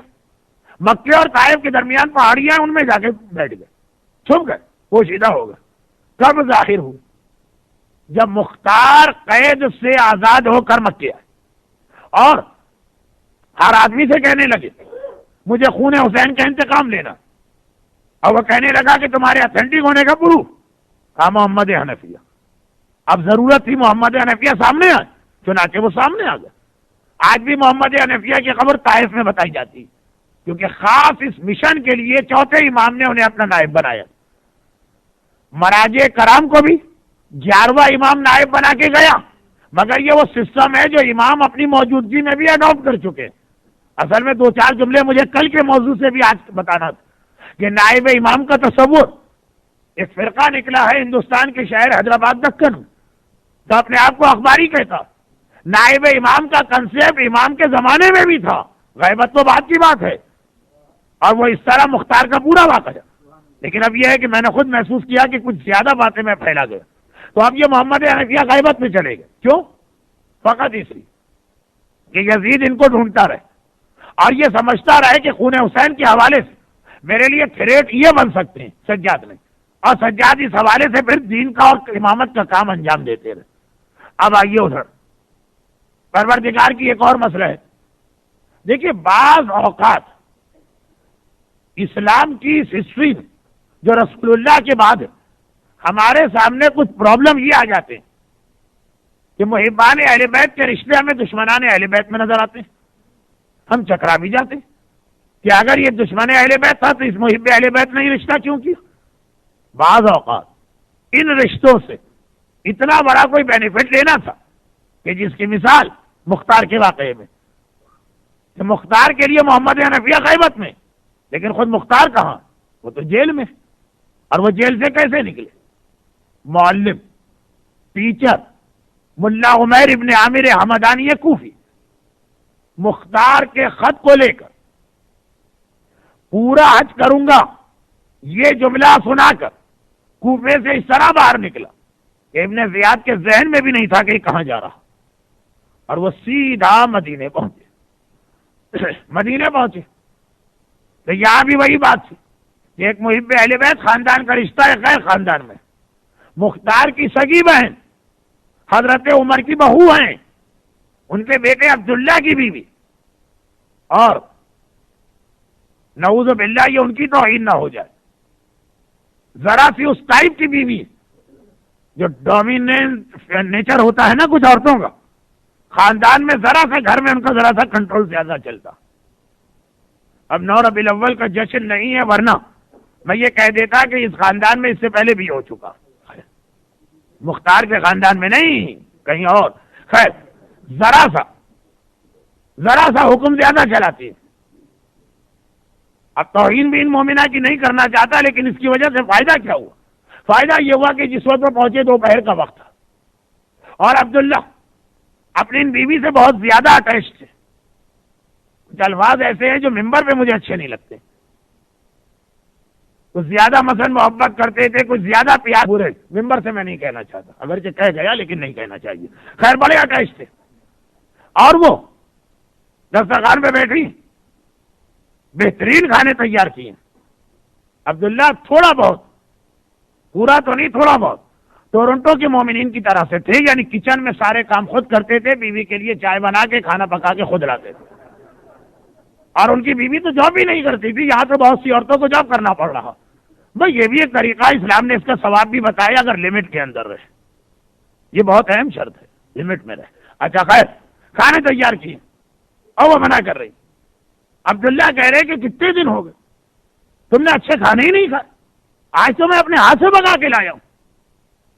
اور وہ کہتی واللہ لا اکلت لذیذ الطعام الا نخبرت بخبر اخی، قسم بخدا میں اس وقت تک کوئی اچھا کھانا نہیں کھاؤں گی جب تک کہ کوئی میرے بھائی کی خبر لے کے نہ آئے۔ بھائی اور بہن کی محبت تو ہمیشہ سے بہرحال بے مثال محبت۔ اور عبداللہ کہہ رہے ہیں کہ میں نے بہت تلاش کروایا، کہیں پتہ ہی نہیں چلا کہ مختار کہاں۔ وہ تو وہی ہے نا جو اس جیل میں جاتا ہے تو کہاں غائب ہو گیا کسی کو نہیں پتا ہوتا، عین اس موقع پر۔ اب یہ نظام قدرت ہے، اس طرح سے چیزوں کو کلک کراتی ہے پروردگار۔ اب یہ شوہر بیوی کے اندر یہ اختلاف ہو رہا کہ اتنے میں دروازے پہ نوکنگ کی آواز آئی، کنیز گئی، دروازہ کھولا، ایک 80 سال کا بوڑھا پسینے پسینے تھکا ہوا، بڑھاپا قید سے نکلا ہوا اور اتنا لمبا سفر۔ کہا تو کون ہے؟ کہا انا برید مختار، میں مختار کا قاصد آیا ہوں۔ کنیز کو کیا پتا، اس نے آ کے جملہ کہہ دی۔ جیسے ہی یہ سنا صفیہ طرف اٹھے، ارے تو کہہ رہا تھا میرے بھائی کی کوئی خبر نہیں ہے، یہ تو ایک آدمی آ گیا تھا، جلدی سے جا کے دیکھ کون آیا۔ دیکھیے اگر اس طرح سے خبر نہ آتی تو شاید عبداللہ باہر سے اس کو رفو چکر کر دیتے۔ بہت بھونڈا جملہ میں نے کہا، ممبر کی تہذیب کے خلاف، مگر بہن یعنی ان کی بیوی اور مختار کی بہن سن چکی، اب تو وہ بے چین ہو گئی۔ باہر گئے، اے شخص تو کون ہے؟ کہا مجھ سے آپ کا کوئی تعلق نہیں، امانت لے کے آیا ہوں، یہ 2 خط۔ کہا مجھے دے دو۔ کہا نہیں، ایک خط آپ کے نام ہے وہ آپ کو دوں گا، ایک خط آپ کی بیوی کے نام ہے وہ ان کو دوں گا۔ عبداللہ نے خط کھولا، لکھا تھا کہ آپ میرے بہنوئی ہیں اور اس وقت میں ایک پرابلم میں آ گیا ہوں، یزید کے اوپر پوری اسلامی دنیا میں کسی کا اثر نہیں، آپ کے خاندان کی خدمات کی وجہ سے وہ آپ کی بات مانے گا، کیونکہ یزید کو اتنا پاورفل بنایا کس نے، آپ کی وجہ سے وہ آپ کی بات مانے گا، تو آپ میری سفارش کر دیجیے۔ اور ادھر عمیر دوسرا خط ہاتھ میں لے کے کھڑے، شوہر نے کہا ذرا مجھے دے دو، نہیں، مختار نے کہا تھا بہن کے ہاتھ میں دینا، بہن کو دوں گا۔ بہن تو دروازے سے کان لگائے کھڑی تھی۔ ایک بار شوہر اندر آئے، کہا میں جا کے خود اس آدمی سے ملنا چاہتی ہوں، پورے حجاب میں جاؤں گی اور یہ ہے بھی بہت ضعیف آدمی۔ عبداللہ نے کہا چلے جاؤ۔ اب مختار نے پہلے سے کہا تھا کہ دیکھو جو تم نے یہاں دیکھا ہے نا، ساری کیفیت ایز اٹ از بہن کو بتا دینا۔ عام طور پہ کہا جاتا کہ بھائی جا رہے ہو، ہماری بری حالت دیکھیے، گھر والوں کو نہ بتانا، ایسا نہ ان کو تکلیف پہنچے، ان کو دکھ ہو جائے۔ کہا سب کچھ صحیح بتانا، پتا ہے کہ جتنا زیادہ میری بہن متاثر ہوگی اتنا ہی وہ شوہر پہ پریشر ڈالے گی، اور پھر ہی وہ عبداللہ خط لکھیں گے۔ صفیہ بیٹھی، مختار کا خط پڑھا۔ اب اتنے چھوٹے سے پیپر پر جو ایک روٹی کے اندر لکھا گیا، زیادہ تفصیل تو نہیں تھی، جملہ یہ تھا کہ تفصیل یہ بتائے گا۔ عمر نے جتنا جھوٹ کچھ نہیں بولا مگر ہر چیز اس انداز سے بتائی، چیخیں نکل گئی، گھبرا کے وہ گھر کے اندر آئی، دروازہ بند کیا، چادر اتاری۔ عربوں میں ایک دستور چلا رہا، صحیح ہے کہ غلط، جائز ہے کہ ناجائز، حلال ہے کہ حرام، اس سے کئی مسئلے نہیں بیان ہو رہے۔ بہرحال دستور یہ کہ جب عورت کسی منزل پر بہت زیادہ غم کرتی ہے تو اپنے سر کے بال کاٹ دیتی، چنانچہ اسی طرح سے روتے روتے جناب صفیہ نے اپنے سر کے بال موننا شروع کی۔ دو بیٹیاں تھیں، ماں کی حالت دیکھ کے بچیاں بھی رونے لگی اور انہوں نے بھی اپنے بال مون دی۔ عبداللہ ابن عمر ہائے ہائے کرتے رہے مگر اتنی دیر میں یہ تینوں روتے روتے تقریباً غش کھا کے گر پڑے۔ عبداللہ نے کہا کیا ہے؟ کہا روزانہ یہی ہوگا، میرے دل کو چین کیسے ہو؟ میں دسترخوان پہ بیٹھی ہوں اور میرا بھائی توق، ہتھ کڑی اور بیڑی کے ساتھ قید خانے میں پڑا۔ یہ عام مومنہ اپنے ایک عام بھائی کے بارے میں کہہ رہی، سکینہ سجاد کے توق و ہتھ کڑی کو دیکھتی ہوگی، اس پہ کیا گزرتی ہوگی؟ فاطمہ کبریٰ اپنے معصوم اور امام بھائی کی حالت دیکھتی ہوگی، کیا گزرتی ہوگی؟ روتے روتے غش کھا کے گر پڑا اور کہا کہ اے عبداللہ، اگر تم نے میرے بھائی کی رہائی کا خط نہ لکھا جو مختار نے مجھے لکھ کے بھیجا تو اس کے بعد سے ہم اور تم ایک چھت کے نیچے اور ایک گھر میں نہیں رہ سکتے۔ اب حالات ایسے بنے، ماحول ایسا بنا، اور جیسا میں نے کہا کہ عبداللہ اتنے اٹیچ تھے، فوراً کاغذ منگوایا، ایک خط لکھا، اے یزید تجھے پتا ہے کہ ہمارے خاندان کے کتنے احسانات ہیں اور آج تک میں نے تجھ سے اس کے بدلے میں کچھ نہ مانگا، مگر گھر کے حالات کی وجہ سے یہ درخواست کر رہا ہوں۔ اور ایک تھیلی کے اندر وہ تینوں کے کٹے ہوئے بال جمع کر کے تھیلی میں دے دی، کہا کہ ہو سکتا ہے کہ یزید ذرا سا ہیزیٹیٹ کرے تو یہ بھی اس کے حوالے کر دینا۔ اب چلنے لگے۔ عبداللہ اپنی بیوی کو خوش کرنے کے لیے عمیر سے کہتے ہیں کہ تم میرے گھر مہمان آئے۔ اچھا ایک جملہ رہ گیا، اس کی ضرورت تو تھی نہیں کہ عبداللہ نے کہا تھا اپنی بیوی سے کہ میں خط لکھنے کو تیار ہوں مگر خط پہنچانے والا آج کل کوئی نہیں، ہر 2 ہفتے کے بعد مدینے میں قاصد آتا۔ عمیر نے کہا یہ کام بھی میں کروں گا۔ کہا اتنے بوڑھے آدمی، اتنے تھکے ہوئے لگ رہے اور اتنی دور جانا ہے، کوفے سے مدینہ کم ہے، مدینہ جو لوگ خالی بائی کوچ جاتے ہیں ان سے پوچھے ان کی کیا حالت ہو جاتی۔ کہا نہیں میں جاؤں گا۔ خیر صفیہ نے جملے سنے، چنانچہ اب آگے کوئی بہانے کا موقع تو نہ تھا، تیار ہو گئے، چلنے لگے۔ عبداللہ نے کہا میں تمہیں 1000 اشرفی انعام دیتا ہوں۔ کہا مجھے انعام نہیں چاہیے، میں خالی ثواب کے لیے یہ کام کر رہا ہوں، مگر اس میں سے 10 درہم دے دیجیے۔ چکرا گئے عبداللہ، ارے یا تو لینا ہے تو پورے پیسے لو یا کچھ نہ لو، خالی ایک چھوٹی سی رقم لے کے احسان بھی ہو گیا، فائدہ بھی کچھ نہ ہوا۔ کہا کہ ابھی تک جو واقعات پیش آئے اس کی وجہ سے کچھ احتیاط میں کرنا چاہتا ہوں اور میں کہنا بھی نہیں چاہتا، بس یہ 10 دے دیجیے۔ دے دیا۔ اب یہ چلے، لیکن یہاں پہ آگے مسئلہ الجھ گیا۔ شام پہنچ گئے، دمشق کیپٹل سٹی۔ پہلے تو بڑے آرام سے بہت لائٹ لیے، اگلی صبح کو مسافر خانے یا موٹل یا ہوٹل سے نہا دھو کے کپڑے پہن کے نکلے اور یزید کے محل کی جانب چلے۔ دروازے پہ پہنچے تو کون سے بھائی نے جانے دے گا؟ گھبرا کے کہا کہ بادشاہ لوگ دن میں 1 مرتبہ ایک ایسا ٹائم رکھتے ہیں کھلا دربار جو فریادی آ جائے۔ کہا یہ سلسلہ یا ختم۔ کربلا کے واقعے کے بعد یزید کو جتنا زیادہ ڈر گیا اور اتنی سخت سیکیورٹی میں چلا گیا تھا، یہ تو سمجھ کے گئے تھے کہ ہر گورنر اور ہر بادشاہ کم از کم آدھا گھنٹہ 1 گھنٹہ ہم پبلک کے لیے رکھتا، چلا جاؤں گا جب بند دروازے، ممکن ہی نہیں ہے، کسی سے یزید کی ملاقات نہیں۔ اب کیا کریں؟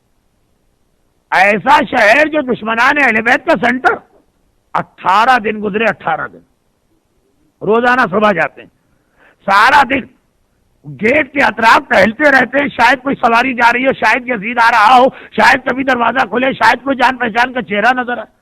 18 دن سارا دن لگے رہتے، شام کو آ جاتے۔ مگر اسلام میں ایک مسئلہ ہے نا کہ حتی الامکان نماز جماعت سے پڑھا کرو۔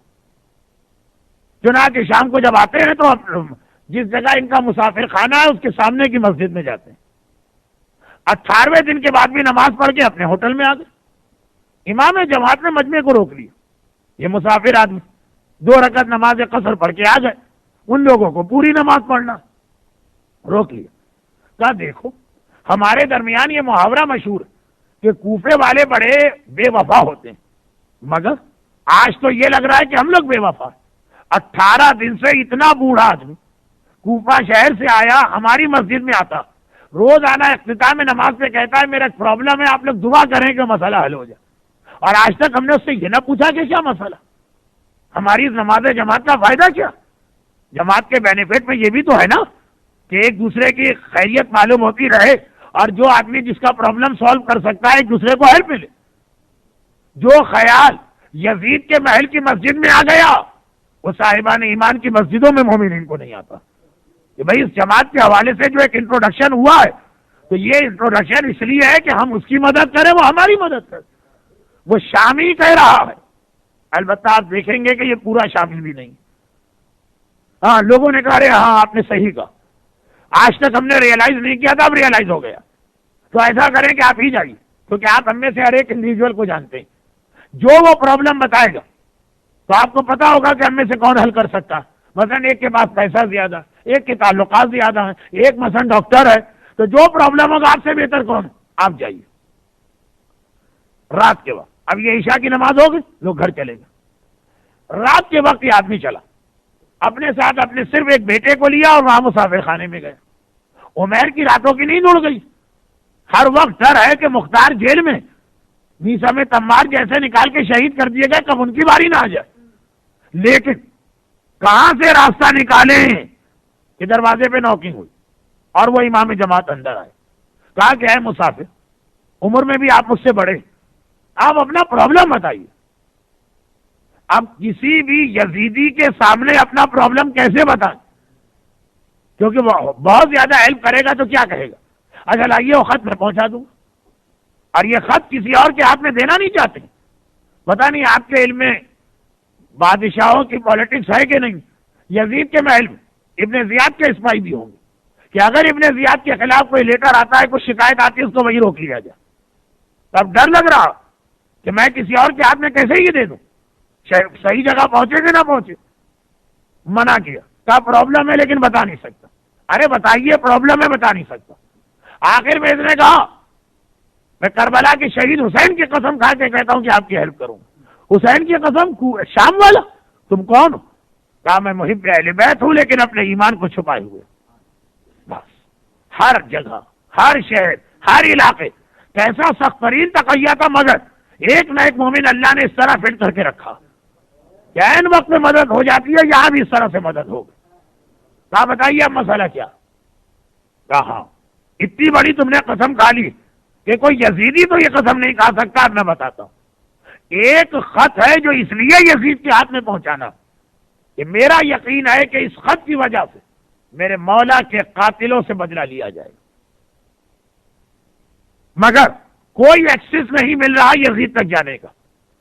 پرانے زمانے میں لوگ احمق کو بے وقوف نہیں تھے، اس زمانے کی بھی بڑی بڑی پالیٹکس تھی۔ صدام، مجھے صاف لگتا ہے کہ یزید اور معاویہ کی ساری لائف ہسٹری اس نے پڑھ رکھی ہے، چنانچہ ایک جملہ بھی اس کا کہ میں وہ غلطی نہ کروں گا جو یزید نے کی کہ بھائی کو شہید کر کے بہن کو چھوڑ دیا۔ جملہ بتا رہا ہے کہ اس نے بہت ڈیٹیل طریقے سے سب پڑھا۔ کہا سنو، یزید تک ایکسس کا عام طور پہ کوئی طریقہ نہیں، مگر محل کے کام بھی چلنا ہے۔ ایک عجیب راستہ یہاں بنایا گیا، ایسا کہ اگر کوئی نیا اور ناواقف آئے گا وہ پھنس جائے گا، اور جو ریگولر آنے جانے والے ہیں ان کے لیے کوئی پرابلم نہیں ہوگا۔ کہا وہ کیا؟ کہا کہ محل کے سائڈ پر، سامنے سے نہیں، بیک پہ بھی نہیں، سائڈ پر ایک دروازہ کھلا ہوگا، اور یہ دروازہ 10 صحن آتے ہیں ان میں سے گزرتا، اور ہر صحن کا ماحول ایسا بنایا کہ نیا آدمی آئے گا تو فوراً رک جائے گا۔ بس چاروں طرف اسپائی ہیں جیسے آج کل ویڈیو کیمرے لگے ہوتے ہیں، وہیں گردن پکڑی جائے گی اور قتل کر دیا جائے گا۔ اور جو ریگولر آنے جانے والا، یہ راستہ اسی لیے کھولا گیا کہ محل کے کام چلتے رہے، وہ کہیں بھی نہیں رکے گا۔ دیکھو وہ دروازہ کھلا ہوگا، اندر داخل ہو جاؤ۔ اول تو نیا آدمی محل کے کھلے دروازے میں بھی داخل ہوتے ہوئے ہیزیٹیٹ کرے گا کہ یہی پہلی پہچان۔ بڑا حوصلہ کر کے آگے بڑا، دروازے کے بعد جاؤ گے، پہلا ایک صحن سا آئے گا، کورٹ یارڈ۔ 1000 سپاہی تلوار لے کے کھڑے، آدمی تو گھبرا جائے گا، کیا ہو رہا، وہیں مارا گیا۔ نہیں آگے بڑھ جاؤ، ایسے کہ جیسے روزانہ صبح و شام یہاں سے آتے رہتے۔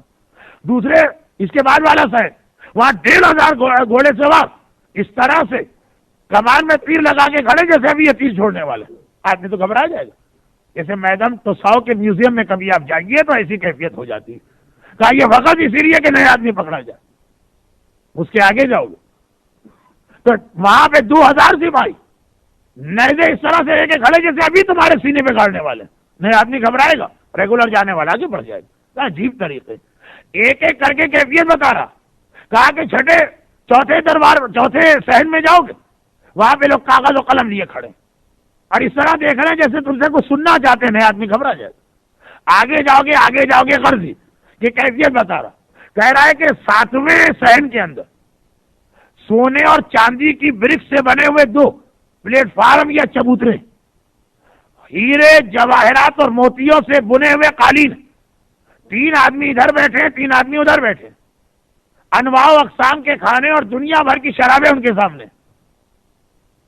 ان کو خوش کرنے کے لیے سنگر اور ڈانسر کا نئے آدمی ضرور رکے گا۔ یہ تشتیاں، یہ لفظ آپ نے نہیں سنا ہوگا، تشتیاں۔ یہ 6 آدمی وہ ہیں کہ جب حسین کا کٹا سر آیا تھا تو انہوں نے وہ تشت حسین کا یزید کے سامنے پیش کیا تھا۔ یزید اتنا خوش ہوا، کہا کہ ساری زندگی اب تم کام کرنے سے فارغ ہو گئے، تمہارے سارے عیش و آرام میرے ذمے، اتنا تم نے میرا دل خوش کیا، شرابیں پیو، گانے سنو، ڈانس دیکھو، کوئی کام کرنے کی ضرورت نہیں۔ تشتیہ۔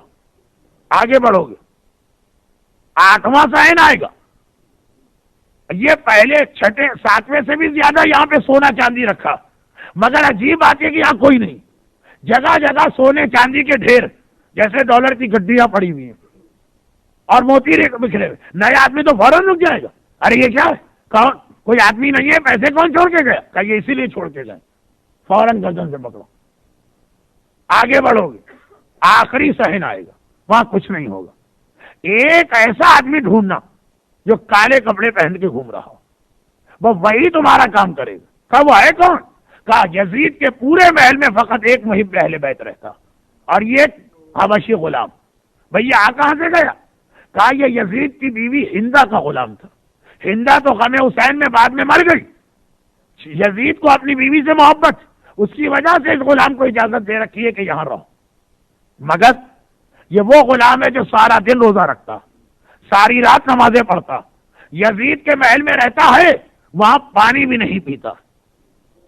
پرانے زمانے کے محتاط بزرگ اپنے ایسے بیٹے کے گھر جائے جو بینکر ہو تو اس کے گھر میں پانی بھی نہیں پیتے تھے، اس کی کمائی سود کی کمائی، پانی بھی نہیں پیتا۔ یہ جو ہزار بند یا کمر بند ہوتا ہے، اس کو بن کے بازار میں بیچتا ہے، اس سے جو مل جائے روکھی سوکھی کھا کے گزارا کرتا، ہر وقت کالے لباس میں غم حسین کرتا۔ جاؤ اسی کے پاس جانا، اب اگلی صبح کو چلے، سننا آسان ہے مگر ایسے ماحول سے بالکل بے خوفی سے گزر جانا، یہ بہرحال عمیری کا کمال تھا، ہر جگہ ڈر بھی لگ رہا تھا، کہیں رکنے کو دل چاہ رہا تھا، پہنچ گئے۔ اب میں نے مختصر کیا، تفصیلات آپ مختار آل محمد یا جناب مختار کے حالات کی کسی اور کتاب میں پڑھ لی اگر انٹرسٹ۔ جیسے ہی آخری صحن میں پہنچے ویسے ہی دیکھا کہ سامنے سے ایک انتہائی دبلا پتلا حبشی غلام مگر کالے کپڑے پہن کے آ رہا۔ اچھا ایک اور چیز میں اس وقت چھوڑ گیا تھا، اس کو دہرائی لو۔ کہا ایک بات کا اور خیال رکھنا، جب اس پہلے دروازے میں داخل ہونا تو سر سے پیر تک فل ڈریس تمہارا سفید، امامہ سفید، قمیص سفید، نیچے کا لباس سفید، بیلٹ سفید، موزے سفید اور جوتے سفید۔ کہا یہ بھی ایک نشانی ہے، یہاں سے وہی گزر سکتا، اور ادھر کالے کپڑے پہنے میں ملا۔ اب یہ ذرا ڈر رہے، پتہ نہیں یہی صحیح آدمی ہو سکتا ہے، اتفاقاً آج کسی اور نے بھی کالے کپڑے پہن لیے، مگر جیسے ہی عمیر گئے وہ دوڑ کے آئے۔ عمیر کہاں تھے؟ 18 دن سے تمہیں ڈھونڈ رہا ہوں۔ ارے 18 دن سے مجھے ڈھونڈ رہا، اسے کیسے پتا چلا؟ کہا آپ کون؟ کہا میں یزید کا غلام۔ تو مجھے کیسے ڈھونڈ رہے؟ کہا 18 دن پہلے میرے خواب میں اللہ کا رسول آیا تھا جس نے کہا تھا کہ ہمارا ایک خادم تیرے پاس آنے والا، اس کی ملاقات یزید سے کرا دینا۔ اور کل رات کو تو خواب میں حسین مظلوم آئے تھے جنہوں نے کہا تھا ہمارا ایک وفادار آنے والا ہے، آج صبح اس کا کام کرا دینا۔ میں 18 دن سے تمہیں ڈھونڈ رہا ہوں۔ آپ کی یہ حالت ہوئی، عمیر کی آنکھوں میں کیسے آنسو آئے ہوں؟ خدا کا شکر، اتنی میں نے خدمت کی، اتنی محنت اٹھائی، لیکن میری قربانی سوالت ہوئی، وہاں قبول ہو رہی۔ کہا کہ اب کام کیسے ہوگا؟ کہ ٹھہر جا، یزید آنے والا۔ کیوں آنے والا؟ کہا کہ ادھر وہ واش روم ہے جس میں روزانہ صبح یزید آتا۔ پہلے تو دیکھا کہ 100 آدمی آئے، ایئر فریشنر یعنی گلاب پاش اور عود و لوبان، گلاب چھڑکتے جا رہے، عود و لوبان کی خوشبو کو بکھیرتے جا رہے۔ اور اس کے بعد دیکھا کہ 100 آدمی اور آئے جو پورے راستے میں کارپیٹ بچھا رہے۔ اور اس کے بعد دیکھا کہ 50 یا 60 10-11 سال کی عمر کے لڑکے آئے جن کے درمیان یزید زندگی گزارتا۔ اور اس کے بعد آخر میں دیکھا کہ یزید آ رہا، سونے کا لباس پہنا، ریشم کا پیور سلک جو مرد کے لیے حرام، وہ بازو پہ اس کا بند بھی بندھا ہے اور جو بیلٹ ہے وہ بھی اسی کی ہے۔ ایک عصا اس کے ہاتھ میں ہے جو سونے سے بنا، پیور گولڈ، اور اس کے اوپر جگہ جگہ موتی ٹکے اور لکھا ہے لا الہ الا اللہ محمد رسول اللہ یزید امیر المومنین۔ اور جس راستے پہ چل رہا، ہیرے اور جواہرات اس کے سامنے لٹائے جا رہے ہیں۔ کربلا کے میدان میں اپنے آقا حسین کی مظلومیت یاد آ گئی، ایک وہ میرا آقا اور ایک ہی ان کا قاتل۔ مگر یہ ساری آرٹیفیشل چیزیں، یزید کو دیکھا تو انتہائی بد شکل، رنگ سیاہ، ناک پتہ نہیں کس حادثے میں ٹوٹ گئی، اور ایک خاص پہچانے میں کسی کے جذبات کو متاثر مجروح نہیں کر رہا۔ اور یزید کی ایک پہچان تو ہر ایک کو پتا تھی، داڑھی شیو کر کے وہ نکلا ہوا تھا، کیونکہ عالم اسلام میں پہلا آدمی معاویہ تھا، دوسرا آدمی یزید تھا۔ پہچان لیا یہی ہے یزید۔ یہ غلام لے کے آگے بڑھا، کہا کہ اے حاکم، آپ نے ایک بار مجھ سے وعدہ کیا کہ میری کوئی یہ خواہش پوری کریں گے، آج میں اپنی خواہش لے کے آ گیا ہوں۔ کیا خواہش؟ کہا کہ یہ خط جو آیا اس پر آپ عمل کیجیے۔ یزید نے خط پڑھا، گھبرا گیا، کہا اے شخص اتنا بتا دے، تو شیعہ علی ہے یہ خط لے کے آیا؟ کہا کہ میں تو کرائے کا آدمی ہوں۔ کہا قسم کھاؤ۔ اس نے قسم کھائی کہ خدا کی قسم 10 دینار مجھے اجرت ملی ہے، یہ اجرت لے کے میں یہاں آیا۔ اب سمجھ میں آیا کہ وہاں 1000 دینار نہیں لیے تھے اور فری بھی کام نہیں کیا تھا، آج یہ جملہ کام آ گیا۔ کہا میں نے 10 دینار اجرت لی ہے، میں اس میں قسم کھا سکتا ہوں۔ اب یزید مطمئن ہو گیا، بتائے کہ علی کا شیعہ جھوٹی قسم نہیں کھائے گا، جھوٹی قسم بھی نہیں، 10 دینار لے کے آئے۔ مگر کہا کہ ایسے کام کی تم لوگ مجھ سے ڈیمانڈ کر رہے ہو کہ میرے لیے مر جانا آسان ہے، یہ کام مشکل، مگر کیا کروں؟ ایک ایسا آدمی عبداللہ ابن عمر، اس کے بابا کے بڑے احسانات ہم پر، اور ایک یہ غلام جس سے میں وعدہ کر چکا ہوں۔ کاغذ منگوایا، فوراً تحریر دی۔ کیا ابن زیاد، میں تیرے معاملات میں زیادہ انٹرفیئر نہیں کرتا، لیکن مختار کو رہا کر دے، اور اپنی مہر لگائی۔ اس نے کہا کہ ایک کام اور کر دیجیے، آپ یہ لفافے میں رکھ کے دیجیے گا تو لفافے پر بھی اپنی مہر لگا دیجیے۔ ارے بھائی خط پہ مہر لگ گئی، یہ لفافے پر بھی۔ غلام نے کہا بات مان لے، اس کی مان لے۔ اور اب یہ تیزی سے باہر نکلے، 10 کے 10 ڈیوڑی پار کر کے آئے، سیدھا کوفے کی جانب چلے۔ ایک ہی ان کو ڈر لگ رہا کہ اگر ابن زیاد نے اپنے سپاہیوں سے کہا ہوگا جو مین گیٹ پہ کھڑے رہتے ہیں شہر سٹی گیٹ پر، کہ جب بھی عمیر آئے تو اسے قتل کر دینا، کیونکہ اگر کوئی خط وط بھی نکلا تو ابن زیاد کہے گا مجھے کیا پتا خط تھا، میں نے تو اس کو پہلے جرم کی بنیاد پہ سزا دے دی تھی۔ اب یہ ڈر تھا۔ دروازے کے قریب پہنچے، کوفہ شہر کا دروازہ، سر کے اوپر چادر اس طرح لپیٹی کہ خالی آنکھیں باہر ہے، باقی سارا چہرہ چھپا ہے۔ اس زمانے میں ڈیزرٹ میں جانے والے اس طرح چلتے تھے۔ ایک بار شہر کے اوپر مین گیٹ پہ جو پولیس کھڑی ہے، کون ہوں؟ کہا میں یزید کا میسنجر ہوں، دیکھو یزید کا خط لایا ہوں، یہ لفافے میں اس کی اسٹیمپ دیکھ لو۔ یزید کی اسٹیمپ کو سب پہچانتے ہیں۔ ارے یزید کا قاصد آ گیا، بڑے پروٹوکول کے ساتھ اسے لے کے آگے چلے۔ راستے میں 3 جگہ پولیس چیک پوسٹ تھی، وہ بھی روک رہے تھے آدمیوں کو، لیکن خود اس کے ساتھ ہی بھائی جا رہے، اسے مت روکو، یہ تو یزید کا نمائندہ، یہ تو یزید کا ریپریزنٹیٹیو ہے۔ وہ یزید کی سیل جو لفافے میں لگی ہے سارے راستے حل کرا گئے، یہاں تک کہ محل میں انٹر ہوا۔ ابن زیاد کے سامنے گیا اور چہرہ کھولا۔ اب ابن زیاد کی عجیب حالت، تو آ گیا، میرے حساب سے تو راستے میں مارا جانا تھا، تو بچ کیسے گیا؟ یزید کا خط دکھایا، اس کی وجہ سے بچاؤ۔ اب پڑھیے، ابن زیاد سمجھدار آدمی، سر پیٹ لی، کہا مجھے پتا ہے کہ میں مختار کو نہیں رہا کر رہا، اپنی موت کے پروانے پہ دستخط کر رہا ہوں، لیکن کیا کروں؟ حاکم کبھی میرے معاملے میں انٹرفیئر نہیں کرتا، ایک حکم دیا اسے نہیں ٹال سکتا، فوراً مختار کو بلوایا، بال کاٹے گئے، مختار کو دوسرے کپڑے پہنائے گئے اور کہا کہ زیادہ سے زیادہ یہ سہولت ہے کہ 3 دن کے اندر اندر کوفے سے نکل جاؤ، چوتھے دن تو میں یزید کا حکم بھی نہ مانوں گا۔ مختار عمیر کے ساتھ چلے، اتنے دن قید میں رہے، عمیر ان کو اپنے گھر میں لے کے آئے، بٹھایا، لذیذ کھانے تیار کر کے رکھے۔ مختار کی آنکھیں دسترخوان پہ گئیں، گھبرا کے کہا یہ کیا؟ کہا مختار اتنے دنوں سے قید، وہ تارکول یا ڈامر جس سے سڑک بنائی جاتی ہے وہ کھلایا جاتا، کھانا تو کھاؤ۔ کہا خدا کی قسم جس دن میں جیل سے نکلا میں نے قسم کھا لی تھی جب تک کہ مولا کے قاتلوں سے بدلہ نہ لوں گا، نہ اچھے کھانے کھاؤں گا، نہ نرم بستر میں سوؤں گا، نہ کسی عورت سے کوئی تعلق رکھوں گا، چنانچہ یہ میرے لیے حرام ہے۔ اور میں جا رہا ہوں مدینے کی طرف۔ ایک بار عمیر کو لے کے باہر نکلے، کہا اب شہر میں تیرا رہنا بھی مناسب نہیں، اور اس کے بعد اس آدمی کا نام تاریخ سے مٹ گیا، پتہ نہیں کہاں چلا گیا، ایسا لگا خدا نے صرف ایک پرپس کے لیے اس کو پیدا کیا تھا۔ اور ادھر مختار تیزی سے مدینے پہنچے، دوپہر کا وقت، شوہر نے بیوی کو دسترخوان پہ پھر بٹھایا، کہا ہے کہ دیکھ میں نے تیری خواہش کے مطابق خط بھی لکھ دیا، جناب صفیہ کہتی ہے خط لکھا لیکن جب تک کہ مجھے بھائی کی خبر نہ ملے تمہارے خط سے کیا فائدہ۔ دروازے پہ نوکنگ ہوئی، عبداللہ نے پوچھا کون؟ کہا نا مختار، میں صفیہ کا بھائی مختار ہوں۔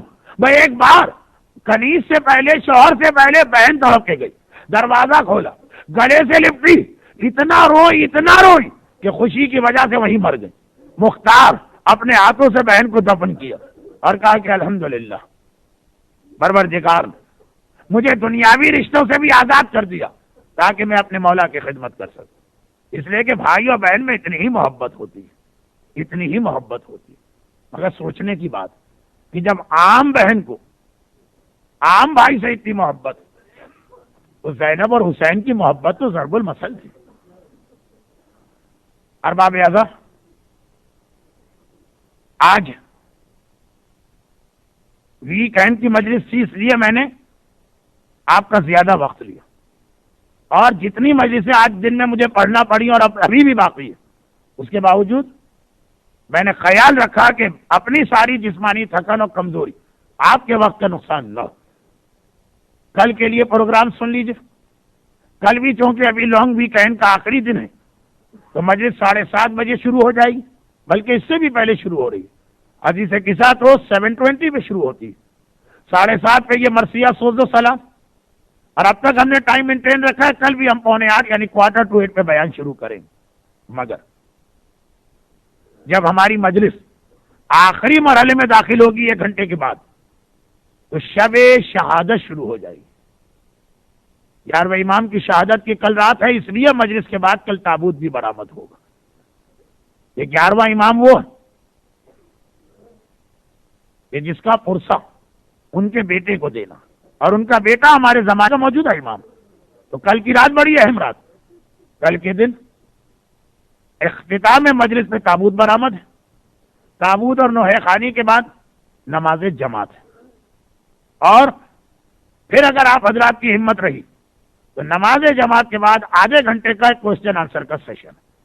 میں موجود ہوں خدمت کے لیے، لیکن 3 دن کا ویکینڈ مسلسل گھروں کی مجلس ہے، اذاخانوں کی مجلس ہے، تو آپ حضرات کے اوپر ہے، لیکن بہرحال نماز کے بعد آدھے گھنٹے کا ایک سیشن کوسچن آنسر کا رکھا جا رہا ہے۔ ٹیوزڈے سے روٹین ورک پہ آپ لوگ چلے جائیں گے، اس لیے مجلس پھر اپنے پرانے وقت میں شروع ہوگی، مگر دوران مجلس 9ویں کی شب لگ جائے گی جشن کی رات، تو آغاز مجلس مصائب سے ہوگا، اختتام جشن کے حوالے سے مختصر سی باتوں پر، اور وینسڈے کو پراپر جشن ہے جس میں میرا صرف آدھے گھنٹے کا بیان اور باقی شعرا۔ تو بہت لمبی بات ہو گئی۔ آج یہاں کی مجلس کے فوراً بعد مجھے المہندی سینٹر کی ایک مجلس پڑھنے جانا، جس میں اپنے اس موضوع کو مکمل کرنا ہے جو اس کے اشرے میں رہ گیا تھا، لیکن منزل مصائب تو باقی ہے، اور مصائب اس حوالے سے ایک عام سی بہن اپنے بھائی کو دیکھتی ہے، کیسے آزاد ہو کے آ گیا، اتنا خوش کہ شادی مرگ ہو گیا، اسی وقت جناب صفیہ دنیا سے رخصت ہو گئی۔ تو اگر بہن زینب جیسی ہو اور بھائی حسین جیسا ہو،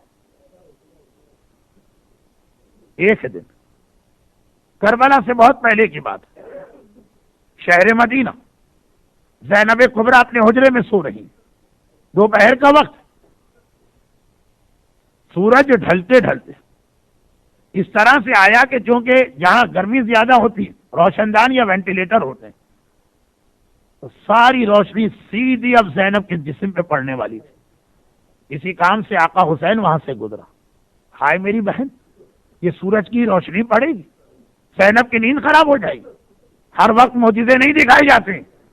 آقا حسین آگے بڑھے اور اس طرح سے زینب اور سورج کے درمیان کھڑے ہو گئے کہ جب زینب کی آنکھ کھولی دیکھا کئی گھنٹے سے میرا بھائی کھڑا، سر سے پیر تک پسینے پسینے ہو رہا، سورج کی ساری گرمی اور شدت کو اپنے اوپر لے رہا۔ بھیا یہ کیا کیا؟ کہا زینب میں برداشت نہ کر سکا کہ میری بہن کو یہ سورج کی روشنی تکلیف پہنچائے، تیری نیند خراب ہو۔ آج وہی زینب جب 11 محرم کے کربلا سے گزر رہی ہے اور اس نے یہ منظر دیکھا کہ جلتی ریتی پہ میرا بھائی پڑا ہے، جلتے سورج کے نیچے میرے بھیا کا لاشا، زینب کے دل پہ کیا قیامت گزری ہوگی۔ حسین کے لاشے کے قریب آتی اور کہتی ہے حسین، مجھے مدینے کا وہ دن یاد ہے جب مجھے سورج سے بچانے کے لیے تو نے اپنے آپ کو سورج کے سامنے کھڑا کر دیا تھا، اور ہائے آج زینب اپنے بھائی کے بدن پہ چادر بھی نہیں ڈال سکتی ہے۔ اگر میرے سر پہ میری چادر ہوتی بھیا میں تیرے لاشے میں ڈال کے تجھے سورج سے بچا لیتی۔ لیکن شہزادی زینب، اصل امتحان تو اب اس کے بعد والے مراحل میں آ رہا، اور بہت جلد زینب کا اگلا امتحان آ گیا۔ جب ایک بار، عجیب روایت ہے لیکن مختصر کر کے پڑھ رہا ہوں، ایک بار زینب کو اونٹ پر بٹھایا گیا، زینب نے گھبرا کے کہا میری سکینہ کہاں ہے؟ شمر کہتا ہے سکینہ کو تیرے ساتھ نہیں بٹھایا جائے گا، سکینہ کو الگ سواری میں بٹھایا جائے گا۔ زینب نے کہا کوئی بات نہیں، کسی اور بیوی کے ساتھ بیٹھے گی، مگر یہ شمر ملوٹ سکینہ کو لے کے چلا، 3 سال کی بچی، اور قافلے کا جو سب سے وحشی اونٹ تھا اس کی پیٹھ پہ لے جا کے بٹھا دیا۔ سکینہ انتظار کر رہی ہے، اب شاید کوئی بہن آ کے میرے ساتھ بیٹھے، اب شاید میری ماں میرے ساتھ بیٹھے، شاید میرا بھیا بیٹھے، لیکن حکم ہوا اسی طرح سے سواری چلاؤ۔ ہائے ننھی بچی، اونٹ کی پیٹھ پہ اکیلے آج تک نہ بیٹھی۔ ارے ارباب ازا، جب اونٹ کی پیٹھ پر ہماریاں ہوتی تھی تب بھی سکینہ اکیلے نہ بیٹھتی تھی، آج تو بے محمل و ہماری کے اونٹ گھبرا گھبرا کے سکینہ پکار رہی ہے۔ جب کہیں سے جواب نہ ملا، فرات کا رخ کیا، آواز دی چچا عباس ذرا آ کے دیکھ تیری سکینہ کی کیا حالت ہے۔ اور عزاداروں چلتے چلتے قافلہ رک گیا۔ شمر غصے کے عالم میں اترا، بغیر میرے حکم کے قافلہ کیوں رکا؟ سپاہی آگے بڑھے، آئی شمر وہ نیزہ زمین میں گڑ گیا ہے جس پر حسین کا کٹا سر ہے، اور یہ نیزہ آگے نہیں بڑھتا، ہم نے ساری کوششیں کر لی۔ شمر نے کہا اس نیزے کو میں آگے بڑھاتا ہوں، اور عزاداروں کیا کیا؟ کیا نیزے کو زمین سے نکالنا چاہا؟ نہیں، پھر نیزہ کیسے آگے بڑھایا؟ میرے بیمار امام سجاد کے قریب آیا، ہاتھ میں کوڑا ہے، وہ شمر کا ہاتھ گھوما، وہ سجاد کی پشت پہ کوڑا پڑا۔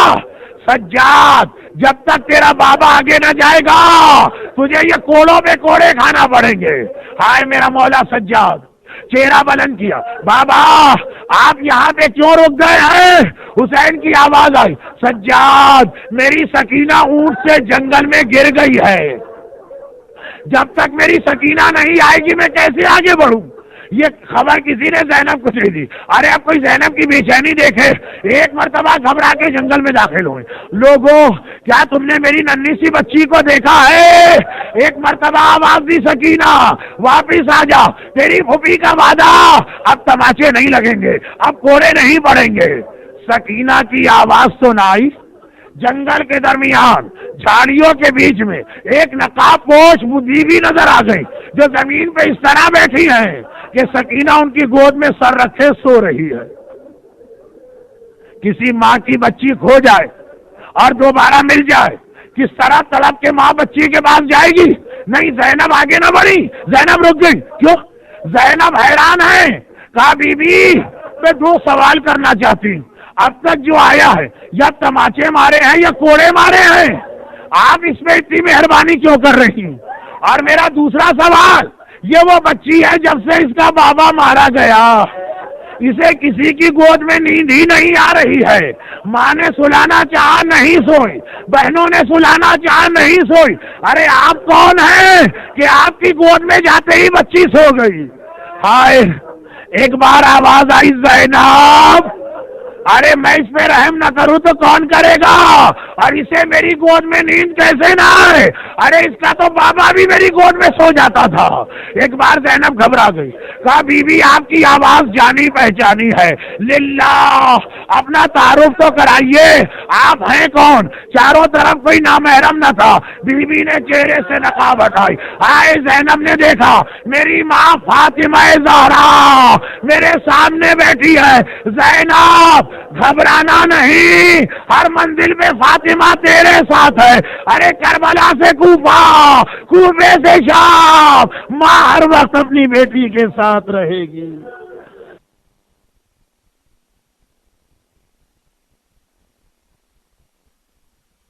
صلوات۔